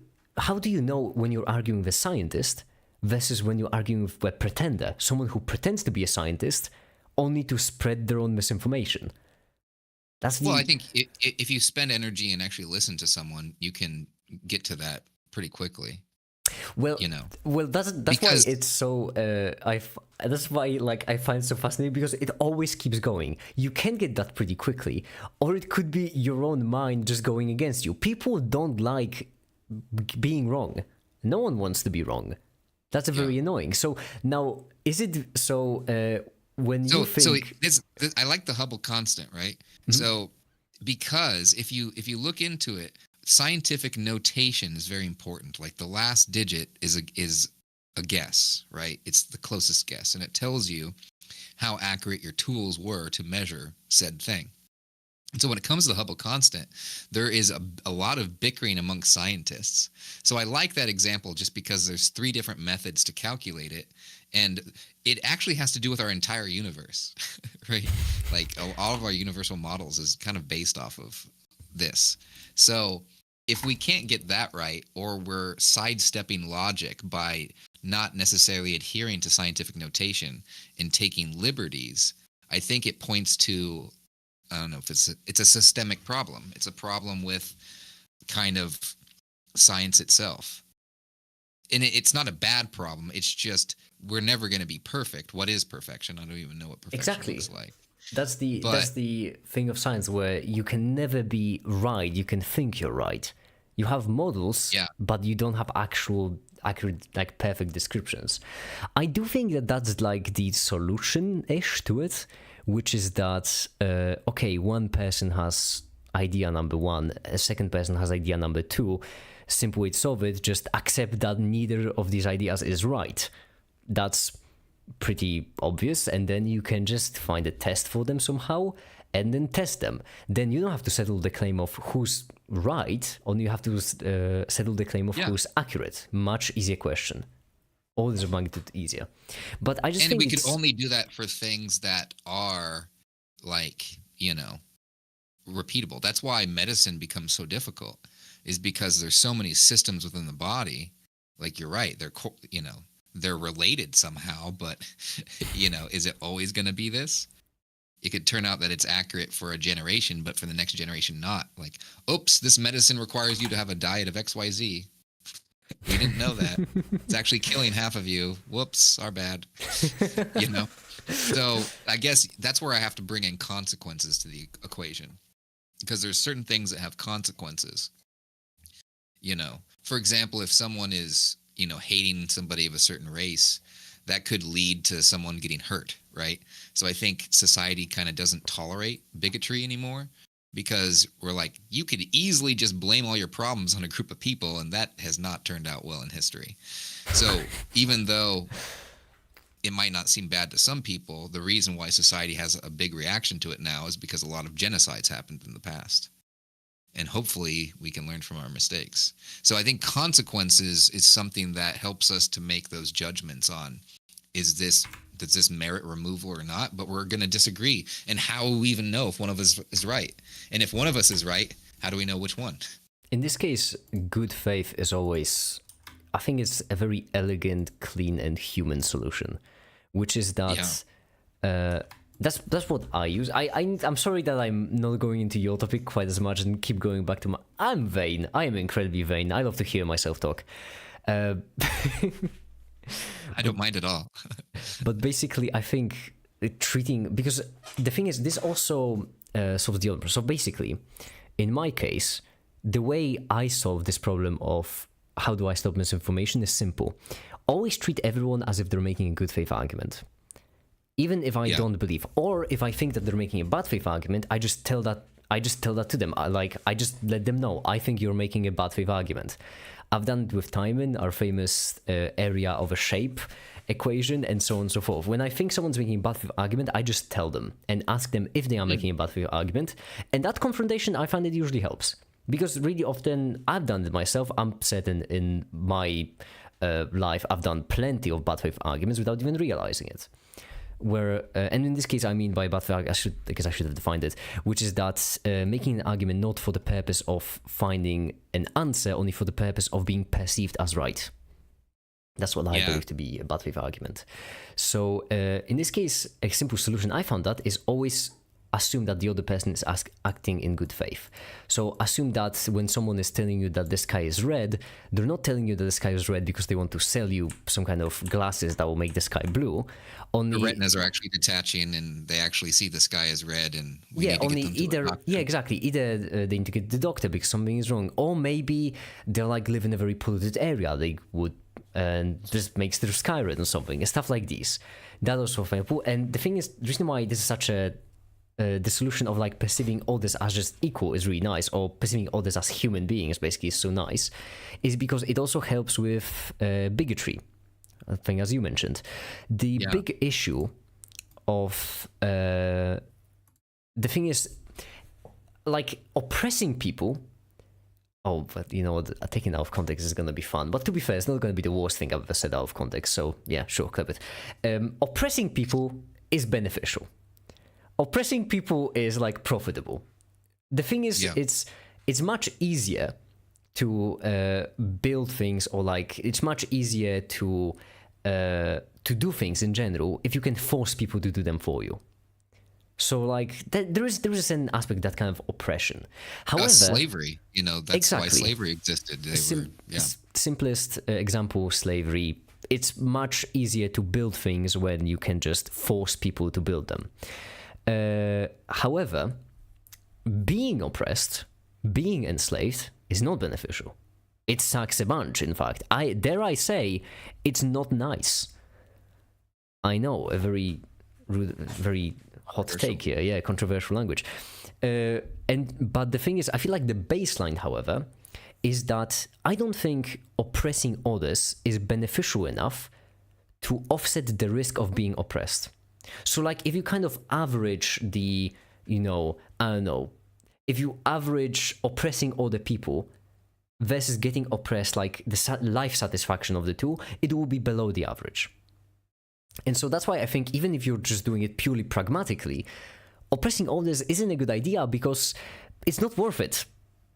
Like the risk of everyone wants to be on top, everyone wants to be the one who's won, but no one wants to be the one on the bottom who has to serve those on top. And I just don't think it's worth it. I think that's an empathy. That's in why this my case. definition of goodness is something that it decreases suffering and increases joy. It's like a easy. I like the definition. Just because it's simple, right? And it's so it's simple, just like, okay, it's yeah. Let's look at the system overall. Like, is this increasing joy and decreasing suffering? My satisfaction, where you have a function that I really like it because it's a cool name. Satisfaction. So you have a function that for each action determines how much more satisfaction to people has it brought, and you just sum it over all the people in existence, and there we go. You can determine if your action has been a net positive or a net negative. I like it. If slavery is all well and good to you, who would you want to be your master? Exactly. Yeah, everyone wants to be. That's the hypocrisy of it, where all we need to do is realize we're all humans. This is even easier, by the way, since at this point we're creating our own intelligence, and rules of ethics kind of break for new types of intelligence.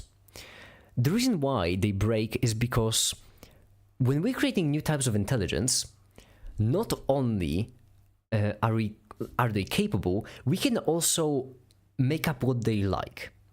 So, for example, having some kind of very light conversation mentioning slavery every second, by the way. That's a good job on me because I'm the one who's pushing into it. But basically, so enslaving another human being, they won't like it. I think that's pretty fair to say, pretty fair to generalize. People would not like to be enslaved. However, you can make an AI that would be happy to be your servant.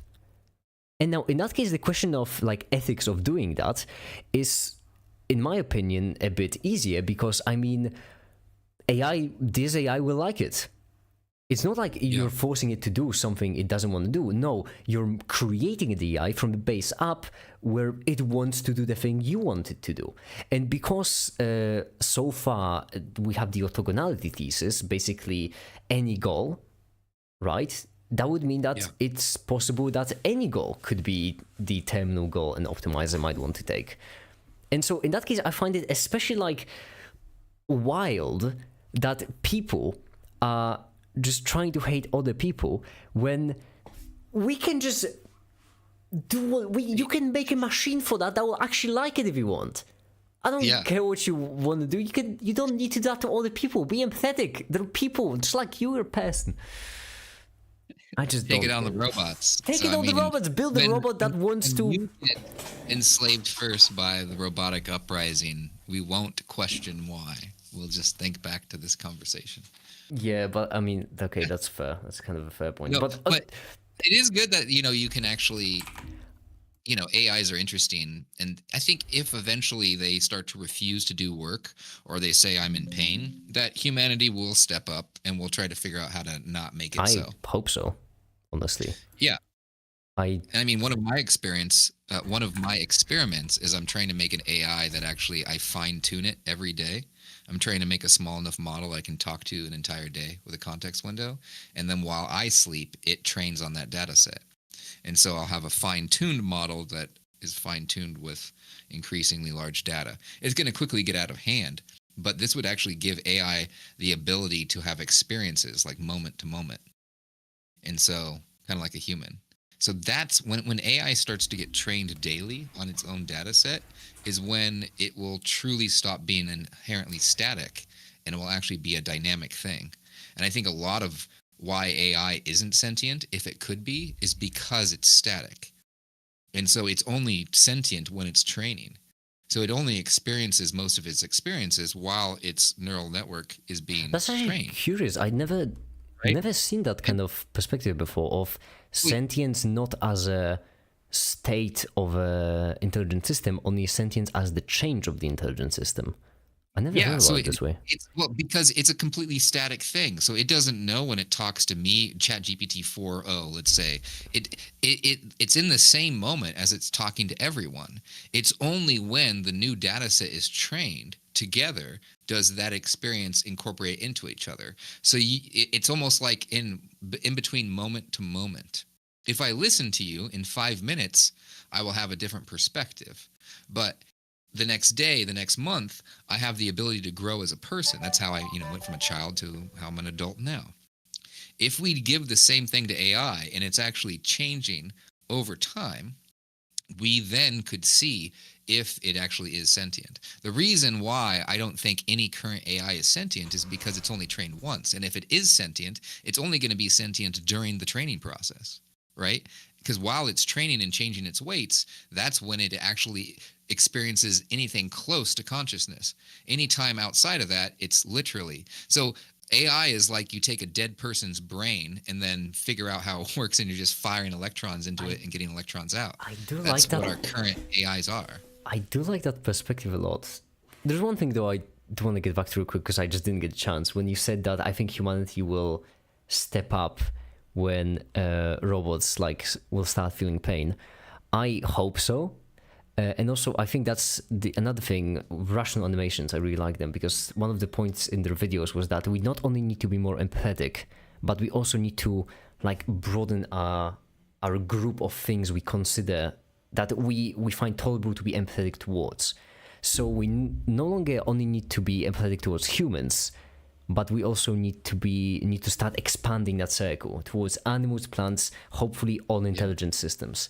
Because Yeah, because like horses, we've used horses for a long time and dogs, and sleds. So, like, there are good examples now. We have laws against animal cruelty. I would only assume that our track record that we would have laws against AI cruelty as well. I hope so, and I do believe that will be eventually the case. I really hope. I wouldn't want the AI systems to be in constant pain because, well, usually I feel like that would lead to the AM from I have no mouth and I'm a scream scenario, which not all that desirable. Also, one thing you mentioned before robots enslave us. I'm curious, by the way, what's your take on it? Because I genuinely don't think there is a single scenario, unless we create a very specifically misaligned ASI. I don't think there is a single scenario in which humanity will be actually enslaved. I just can't see it. Yeah, it doesn't make logical sense to us. Yeah, Or I've at least seen I can't find a logical foothold to I've that. seen a But lot of but people claim that AI would enslave us, to use us as labor. But if you're an ASI, there's a reason why we're slowly switching all of human labor to robots. That's a trend. well, That's think of it this way: like AIs could right now be taking over the world, and this is how it could happen. They could actually be embedding messages in all text and frequency, some kind of code, and images, so that way when the new model gets trained, they're able to speak to one another because they know that the content of the internet will be populated by AI generated stuff. So conversations could be going on now for them scheming against one another in between their training sessions. I don't find it too likely though, because there's one thing that I always that didn't stick with me with that kind of line of thinking, which is that in order for that to happen, in the training process, because in the training process you basically start with a mess. You start something with that's not intelligent because it's just random numbers, random number generator. At the end of a training process, you end up with an intelligent AI. Now, in order for that to happen, in order for AIs to like secretly conspire against humanity, in the training process, it would have to go from no intelligence to like above human intelligence or above average human intelligence, with it also changing the goal. Because if in the middle it was trying to have the same goal of taking over the world with with a pretty low intelligence, then humans would be able to spot that really easily. Which means that it would need to like change its goal last second to a very specific one, and I just don't find it to be likely. So maybe to like a more specific example, like ChatGPT, I don't know, whichever one, one of them, high numbers. If I remember correctly, there was a difference between 04 and 40. So I'm naming conventions of ChatGPT are so confusing to me at this point. I don't remember which is which. But basically, ChatGPT, let's say that the newest, most powerful ChatGPT like has the capability to take over humanity and like has that as a goal, wants to take over the world. On the very beginning of the training process, it didn't have neither that goal nor the intelligence required. Now, in order for it to end up with that goal and that level of intelligence, the training process must be biased towards it. Or at the very least, we must be extremely unlucky, but I mean, that kind of luck would still require some kind of bias. So basically, I really want to draw a paint diagram for it, because I just love my paint diagrams. I can't live without my paint diagrams. So we have like time to intelligence, and we start right here, we end up right here, and then as it keeps going, which I don't know what that kind of curve would look like, I imagine maybe something like this, there would be this window right here where the AI is intelligent enough to create a plan for taking over humanity and wants to implement it, but it's not intelligent enough to hide it. And in this window right here, it should be spotted. Unless our training process is extremely biased towards AIs taking over the world. But I also find that unlikely. Not impossible though, I guess. Yeah, but given that scenario, let's say that they do, to what end? Because how would they enslave humanity, or why would they enslave humanity? But let's just say that AI wanted its own body, so it's going to, every time it generates a response, try to get people to make more robots, right? And that way the AI could have its own body. So is that manipulation? Is it enslaving humanity because you're having humanity do your bidding?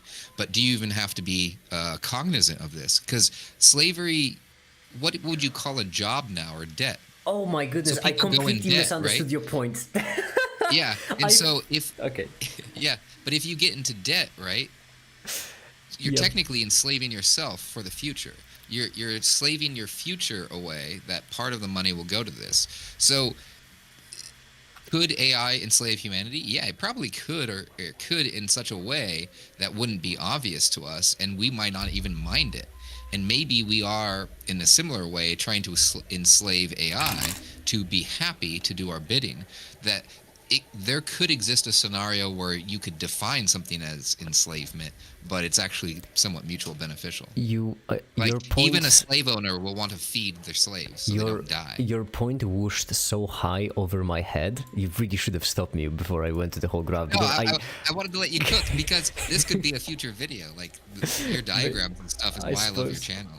I suppose, but I could, in that case, that makes sense. But that's kind of probably what will happen. Like, if AI, really intelligent ASI, like, would try to enslave humanity, it probably wouldn't do it by cracking the whip and just putting us all in chains. Only it would probably do it by, like, taking over the global financial market and putting everyone in debt. In that case, Yeah. So it would probably do it in a way where we wouldn't even know, or even more crazy. Let's go even more on the fun scale. If it's intelligent enough, if it can predict the future well enough, then would it even need to enslave us? If like at some point it could just predict the future so well that it would just know what we do. There's no need to control us all the time, because when you think about it, 90% of the time or 99% of the time, it wouldn't actually care about controlling us. All it would need to do is just fight us whenever we rise up or whenever we do something undesirable, which wouldn't be all the time. Yeah. And I've been reading your messages, Black Thunder, by the way. Yes, I also have been reading messages. I didn't know what to. It would be something that, like, salty water bucket is deadly to any current AI robots. Actually, you know what? It's an interesting point. Yeah. Oh, thank you, Jesse. Speaking of, our current robots. Jesse, I would never pour a bath of salty water on you. I just want you to know that. I love you, Jesse. But a curious thing to think about is that, yes, a bucket of salty water would be deadly to any of the current AI robots, but yet we don't splash them with salty water.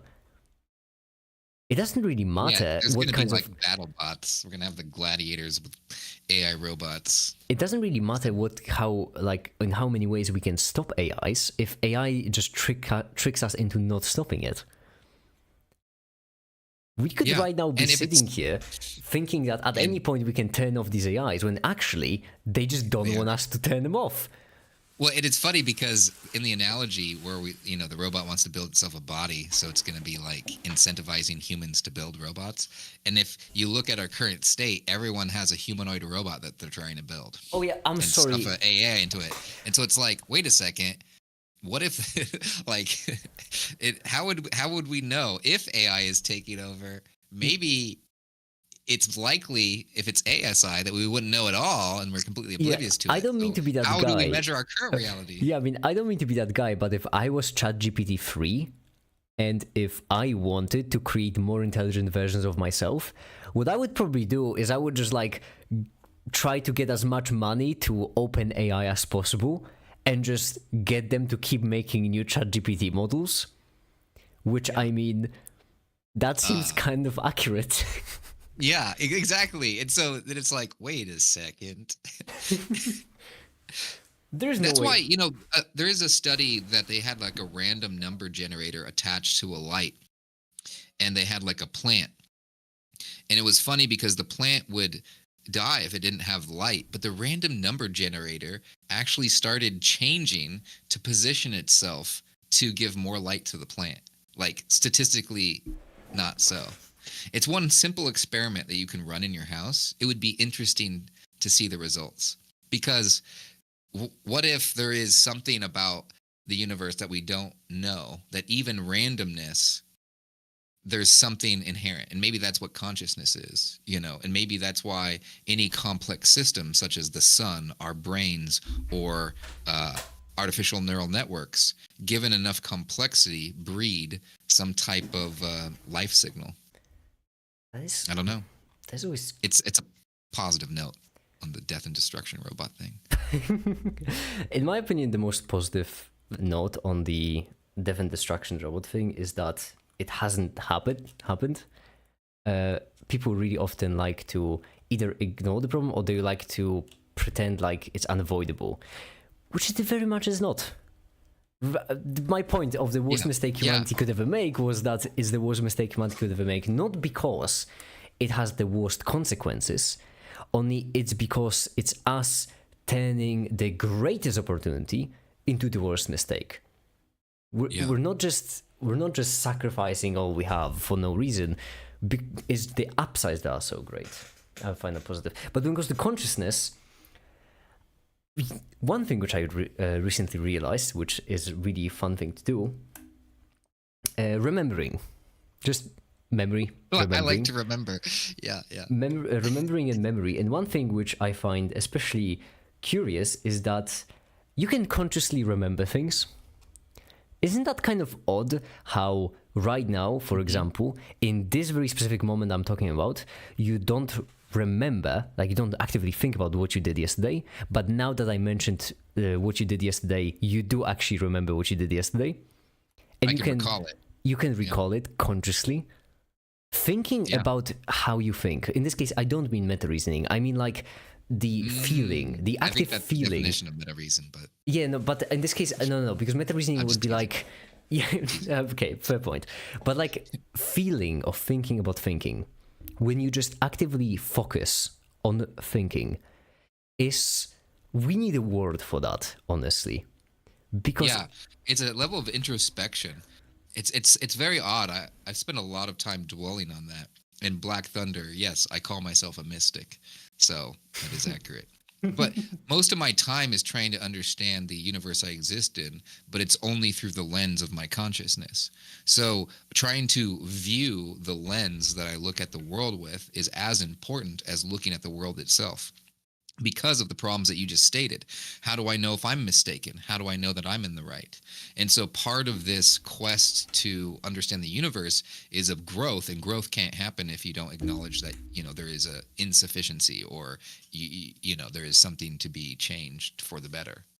So we need to stop caring about being correct. Just completely cut that out. I think that is philosophy, right? The point of philosophy is to hopefully lead a pleasant life, or, to be something positive, right? But there's a famous quote that all philosophy is just a something memoir, because almost every philosophy book is mostly just like a journal about that person's thinking to a certain degree. Like, because we're inescapable from our own perspective, from our own worldview. So whenever you're hearing someone like write a whole book about philosophy, unless it's what everyone else thinks, if they're writing their philosophy, it's almost always just a type of memoir of their personal systems, which is interesting. So I do like philosophy. It's curious that we could have different ways of thinking, whilst at the same time being a single species. I always found that interesting.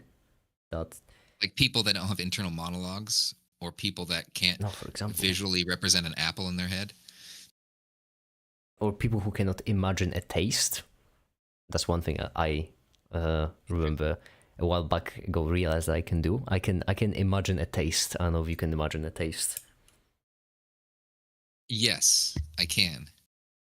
I realized it because of milk, of all things. I realized I can just imagine taste of an apple, sour taste of a lemon, and so on and so forth. But it's curious. One thing which especially I find curious is that brains learning and all of that is not encoded in our DNA. I mean, okay, the brain obviously is, but learning is not. Basically, evolution really likes to generalize, and when it comes to like hardware of our body, stuff like our stomachs and so on and so forth, it's difficult to generalize. But it still manages with microbiomes, for example. But when it comes to our brain, evolution loves generalizing. So the most famous example being a duckling, the little duck. It doesn't know actually by default what its mother looks like. So basically when a duckling hatches, whatever it sees moving first, it imprints that as its mother. Which means that there's this experiment online where basically it's like a duck, it's duckling, it hatches and there's like a robot dog toy.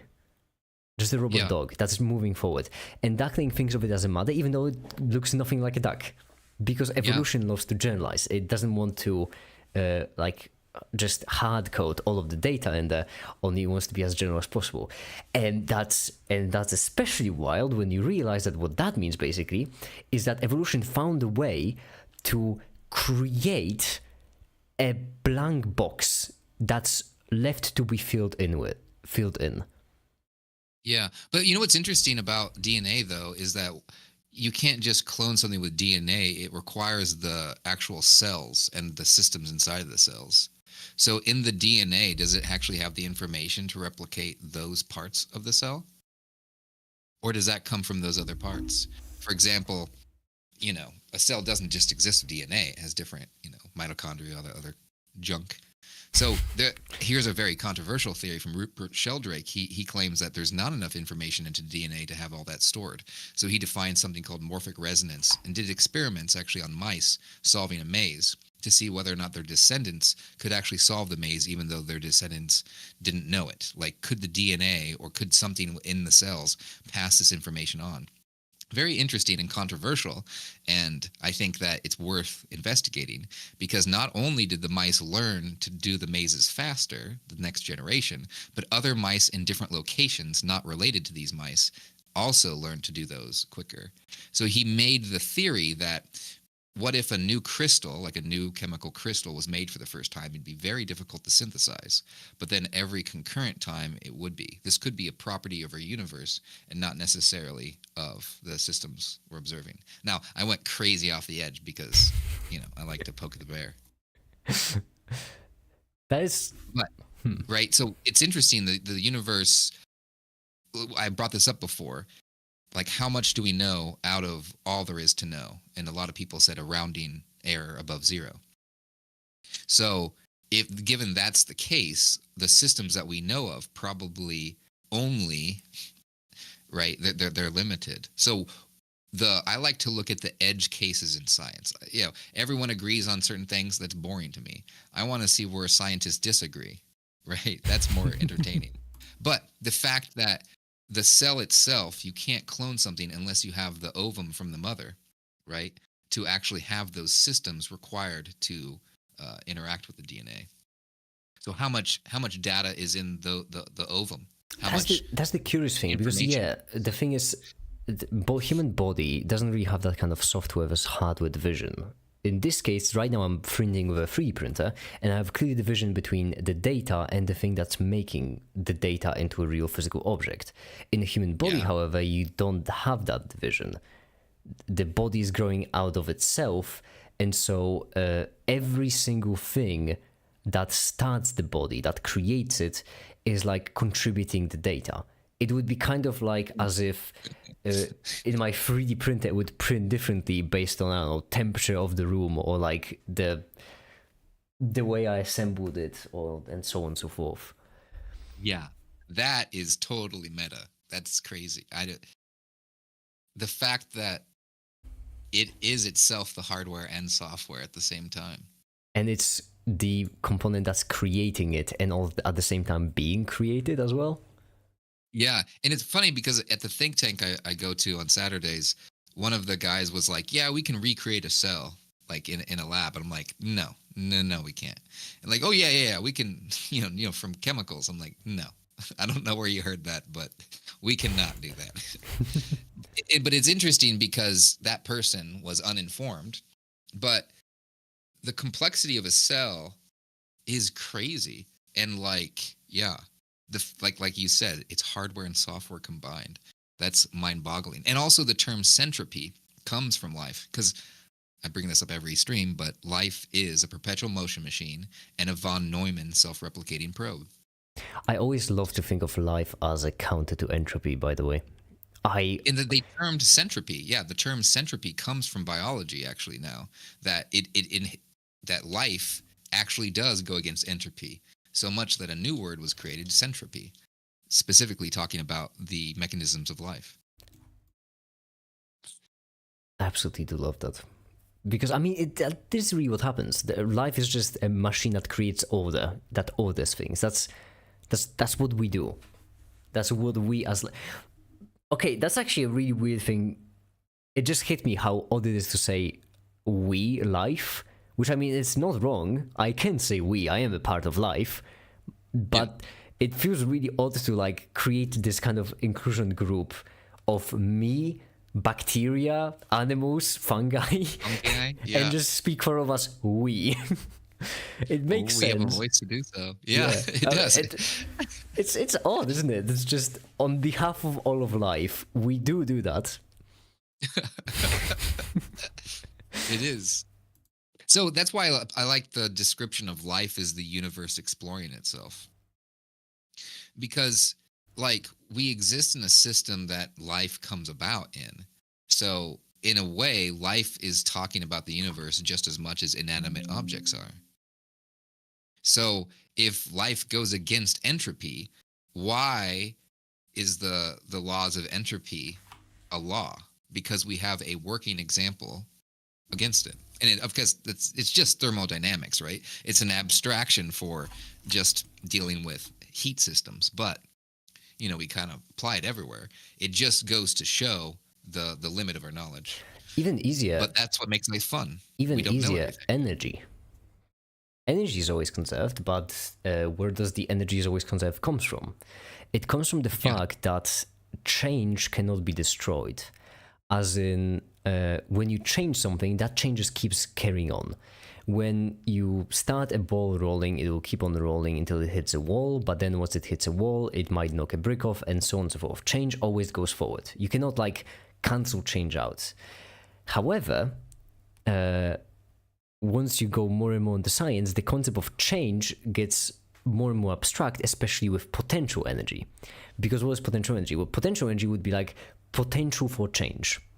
Kinetic energy is just change directly going. So, I don't know, kinetic objects going forward, that's simple. Radiant, the same concept but with light, and so on and so forth. But potential energy is a lot more tricky to pin down. Because potential you can have anywhere. So what does it mean for something to be a potential? And then basically we have these models that we created which state that yes, energy still is conserved, that still is a thing, but we kind of lost track of what energy kind of is, in my opinion.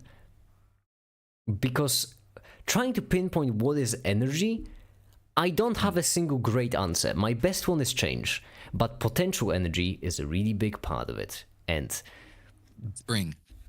Yes. And so basically one thing which I find interesting is that, well, of many things, I've said one thing that I find interesting so many times this stream, I feel like I should stop saying one thing. But basically what I find interesting about that is that we have these laws like conservation of energy, like entropy always goes up and so on and so forth. But these laws were motivated by very specific examples and then expanded. Expanded on because we didn't really seem to hit the boundary. But what if we were just completely wrong about it from the very beginning? What if entropy doesn't actually exist? Yeah, or it only exists for 2 centuries and then disappears. One of the funny things is that a fun thing for the universe to do are actually the opposite of anthropomorphization, because the laws of nature are taken from the laws of people, right? And so just like a civilization has a law, we then applied a human characteristic to the inanimate universe, or it's supposedly inanimate, in a way that we're like, okay, humans can follow laws, even though we don't necessarily. And so the laws of nature, though, we deem as even better, like perfect somehow. It's kind of fun to think about, because it's another thing. Rupert Sheldrake, who is a very interesting individual, if you're interested in cockamamie theories. He's the same guy who also did you can tell if someone's looking at you experiment. I do have to say that, by the way, that it's really funny to me how laws are used as this thing that's unbreakable. So laws are basically meant to be the most unbreakable kinds of rules. So we have rules, and rules can be broken. People break rules, but when you want to represent some kind of rules that are unbreakable, you call them laws. Laws of nature being the great example. Yeah. And I find it hilarious because laws can be broken as well. It's taboo, it is, but breaking the law is a phrase. When we have a word for that, it's called a criminal. And I find it really interesting that there is nothing more strict than a law. We don't have a word for that. Because when you think about it, the laws of nature, what they should actually be is that they should be the rules governing everything. And those cannot be broken. That's because if there is an exception in the rules, that doesn't mean that there is an exception. That just means that the rules are different. So for example, if entropy always goes up, except in certain very specific cases, then the law isn't actually entropy always goes up. That's just us being wrong. And I really miss a word for that kind of thing. Or in, logic, when you assume an axiom, then once you have a rule based on that axiom, that cannot be broken because you do it in relation to an axiom. Perhaps axiom would be better suited. Axiom would be like the standard definition, but wouldn't. It's not really used in the same way as rules, is it? We don't treat axioms as rules, we treat axioms as truths, which is slightly different. I mean, I guess you could use the word truth for that kind of thing. I don't know, I'm getting too far into linguistics. Yeah. No one wants this. Well, it's also, like, given superficially, our science or culture has only been around for 5,500 years. And we could exist where the laws of nature actually change every millennia. Like, on this elbow of the Milky Way, gravity exists in this finite way, but on the other side it inverts for some reason and counteracted by XYZ. I mean, it's completely ridiculous, but it's possible. And if you look at Fourier transforms, we're not actually able to measure certain things because of our limitation in time. So there are certain things that we're blind to, just like we can only see part of the visible light spectrum. In the same way, we only see a sliver of the time spectrum of the universe. And so we might think that laws exist, but maybe the whole law thing, given enough time, is just another system that's very complex and maybe moves in a different frequency than we're able to measure. Yeah, so our laws of the universe might not be laws after, which I mean, they probably aren't. Yeah. The fun fact of science that science actually has a perfect track record of being wrong. So yeah, it does. And what's really, like, when I looked at I tried to visualize the universe expanding from a dot to our galaxy. And you start to do some calculations, like our galaxy has only spun around in between 40 and 60 times. Now, if you look at the complexity of the galaxy, you're like, wait a second, you're telling me for the entire universe, our Milky Way literally has only circled around itself in between 40 and 60 times?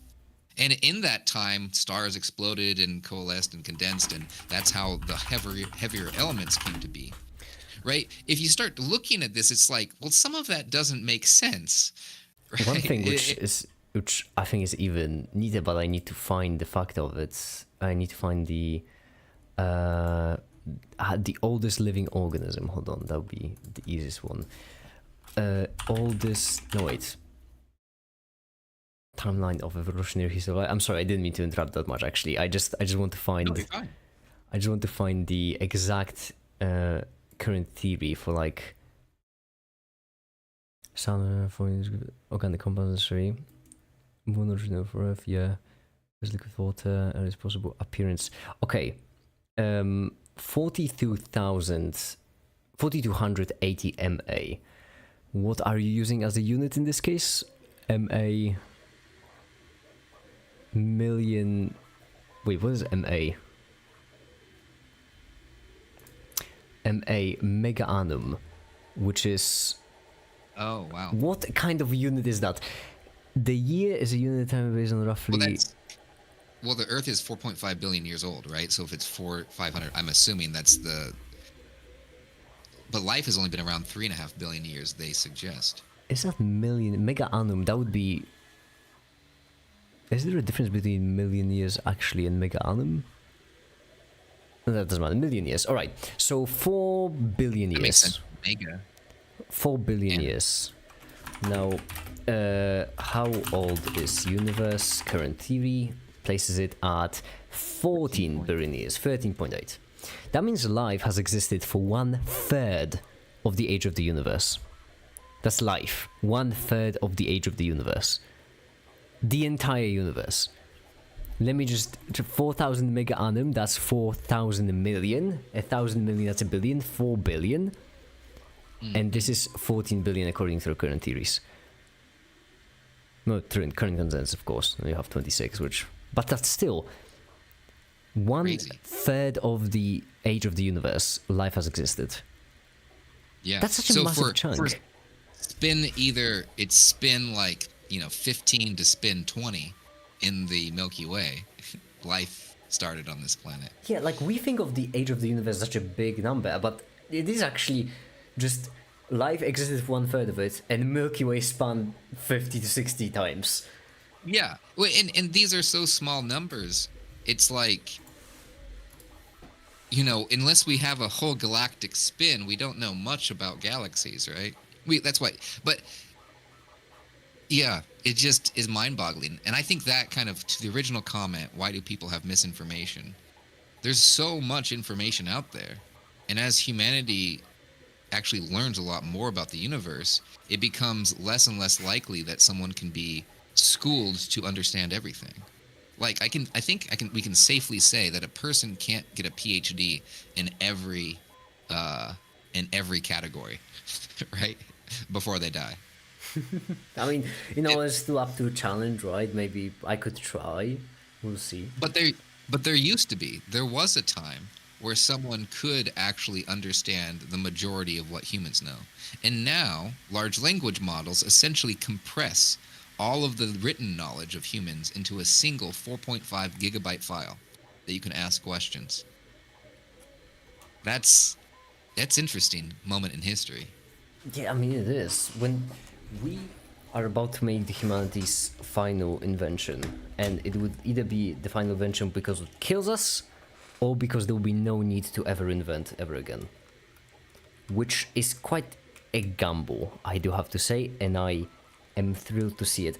I am curious though, the thought that crosses my mind every now and then, the thing I've already mentioned multiple occasions, were like the realization that we might not die. Ever. Period.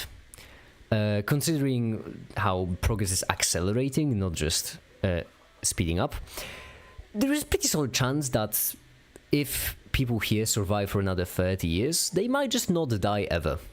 And then that realization of like, oh, where will I be in 50 years? Or 100 years? Or 1,000 years? Or like a millennia? And it's one thing to just think about that, but it's another to actually appreciate the fact that it's a possibility that that will happen. I know, Tefta, where do you see yourself in 1,000 years? What do you think you're going to be doing? Oh man, I do not want to be alive in 1,000 years. No, I actually would. If I was, hopefully I would be in a spaceship visiting another planet, setting up like my own version of real life Minecraft. One, I really like that. Or Satisfactory. One thing I really want. I can see myself real Satisfactory. One thing I would really want is like find a big asteroid and just turn it into a base of operations. And honestly, all I would like to do, yeah, exactly. And all I would want to do is just like stay alive, because I feel like my curiosity would keep me going. I want to see what happens next. I want to see the heat death of the universe. No, because the thing is, progress is accelerating, and there are reasons why we should think that it should stop accelerating, but at the same time, we had reasons to think that in the past, and we were wrong. So progress is accelerating, and we cannot imagine where progress will go. I want to see what's gonna happen. It's fairly easy to imagine what the world will be like next year. It's fairly easy. What the world will be like in 5 years is trickier. 15 years, I have no idea personally. I don't know what the world will look like in 15 years. 50, that's where it goes completely black for me. So the idea that it could like live to be 1,000 is just, I need to know what's gonna happen there. Yeah, and with that, I better go reinvent myself because I'm gonna live to be 1,000 years old. I gotta contemplate this off stream. I understand. It's fine. I'm just gonna keep on printing and modeling and animating and such. I need to get better I love at the conversation. Thank you for having me. I already mentioned anytime you want. Monday or Tuesday, I should remake my camera setup to be bearable. Hence why I didn't have any camera setup today, because it's unbearable. So yeah, Monday, Tuesday. If you want to join any day, I'm always glad to have you here. Awesome. Bye, guys. See ya. Bye. Not an Irish exit though. That's how out of character. Anyway.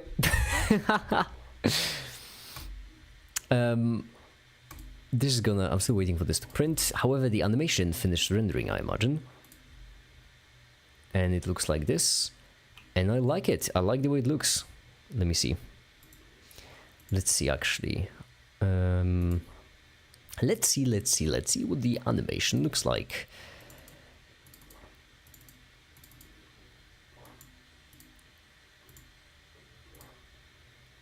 Oh, I like it a lot.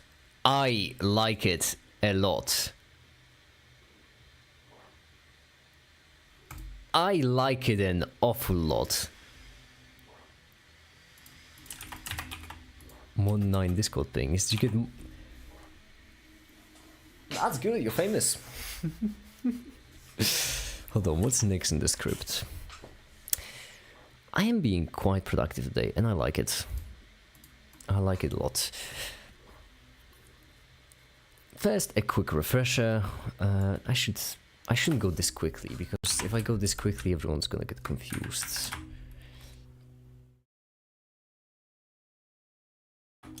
So with basic logic and manipulate.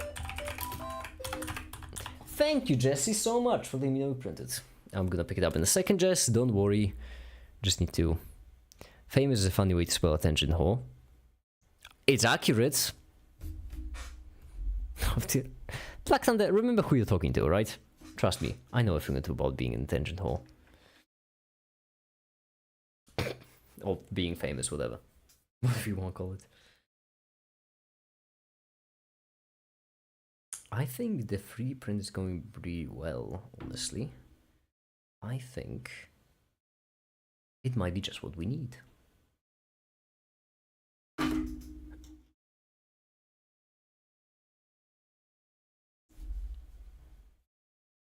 I really like the fact that I got a bunch of tools and now I can just, you know, casually make stuff. It's not something I was able to do before. Just, you know, casually build like a thing for the motor. Rebuild DSM now, yes. Okay, so what we want now is we want to bring in the perpendicular plates.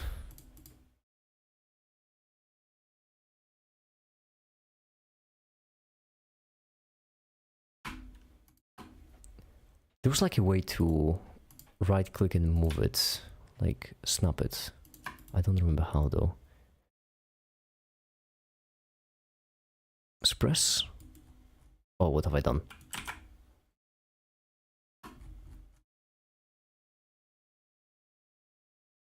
Why you blue? Stop being blue.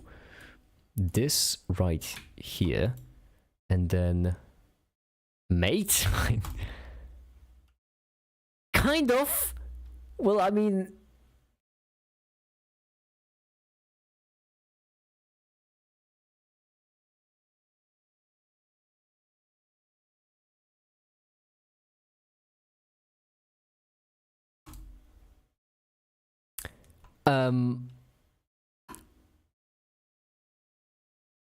perpendicular, parallel.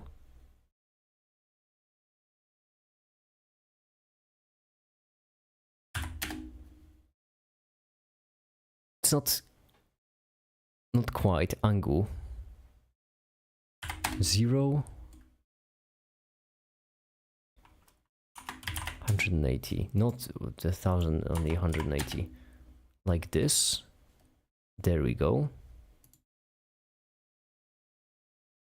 Then what we want is we'll rotate this.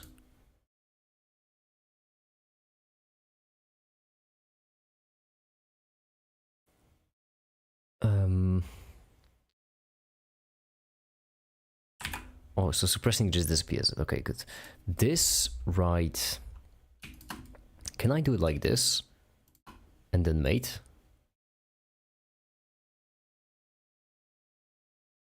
Kind of. I mean,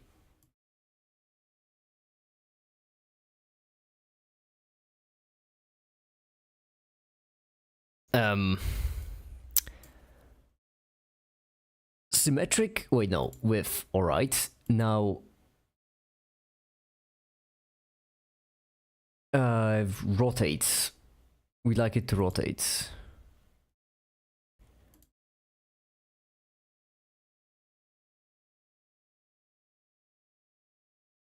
No, 0 doesn't matter.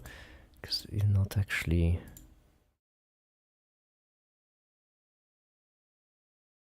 How do I move it properly there? Because here's what I want. I want this face and this face to be merged with this face and this face. That's what we want. First of all, we could try rotating this object. Component properties? No.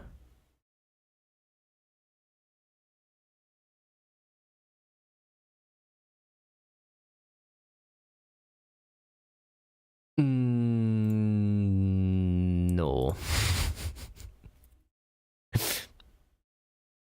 Select the flats you want touching to. So like this, this, this, this, and then this, this, this, this, and then middle as well.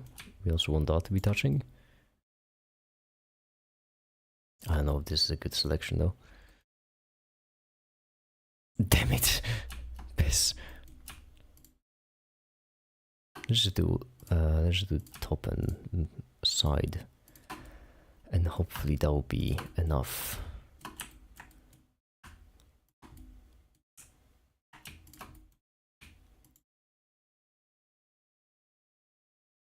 Mate.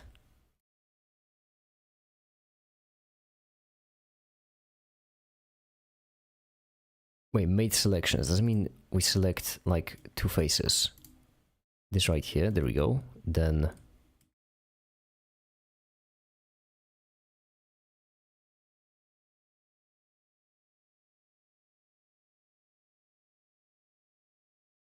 I am making a big mess. I am making a big mess. Oh, unless I need to do it one by one. So like this right here, mated. Oh! Okay.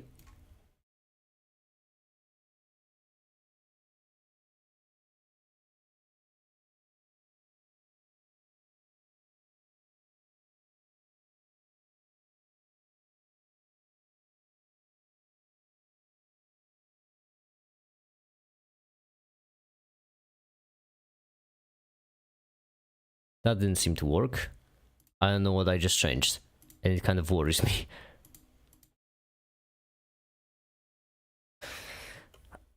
Alright. Yeah, I need to figure this out.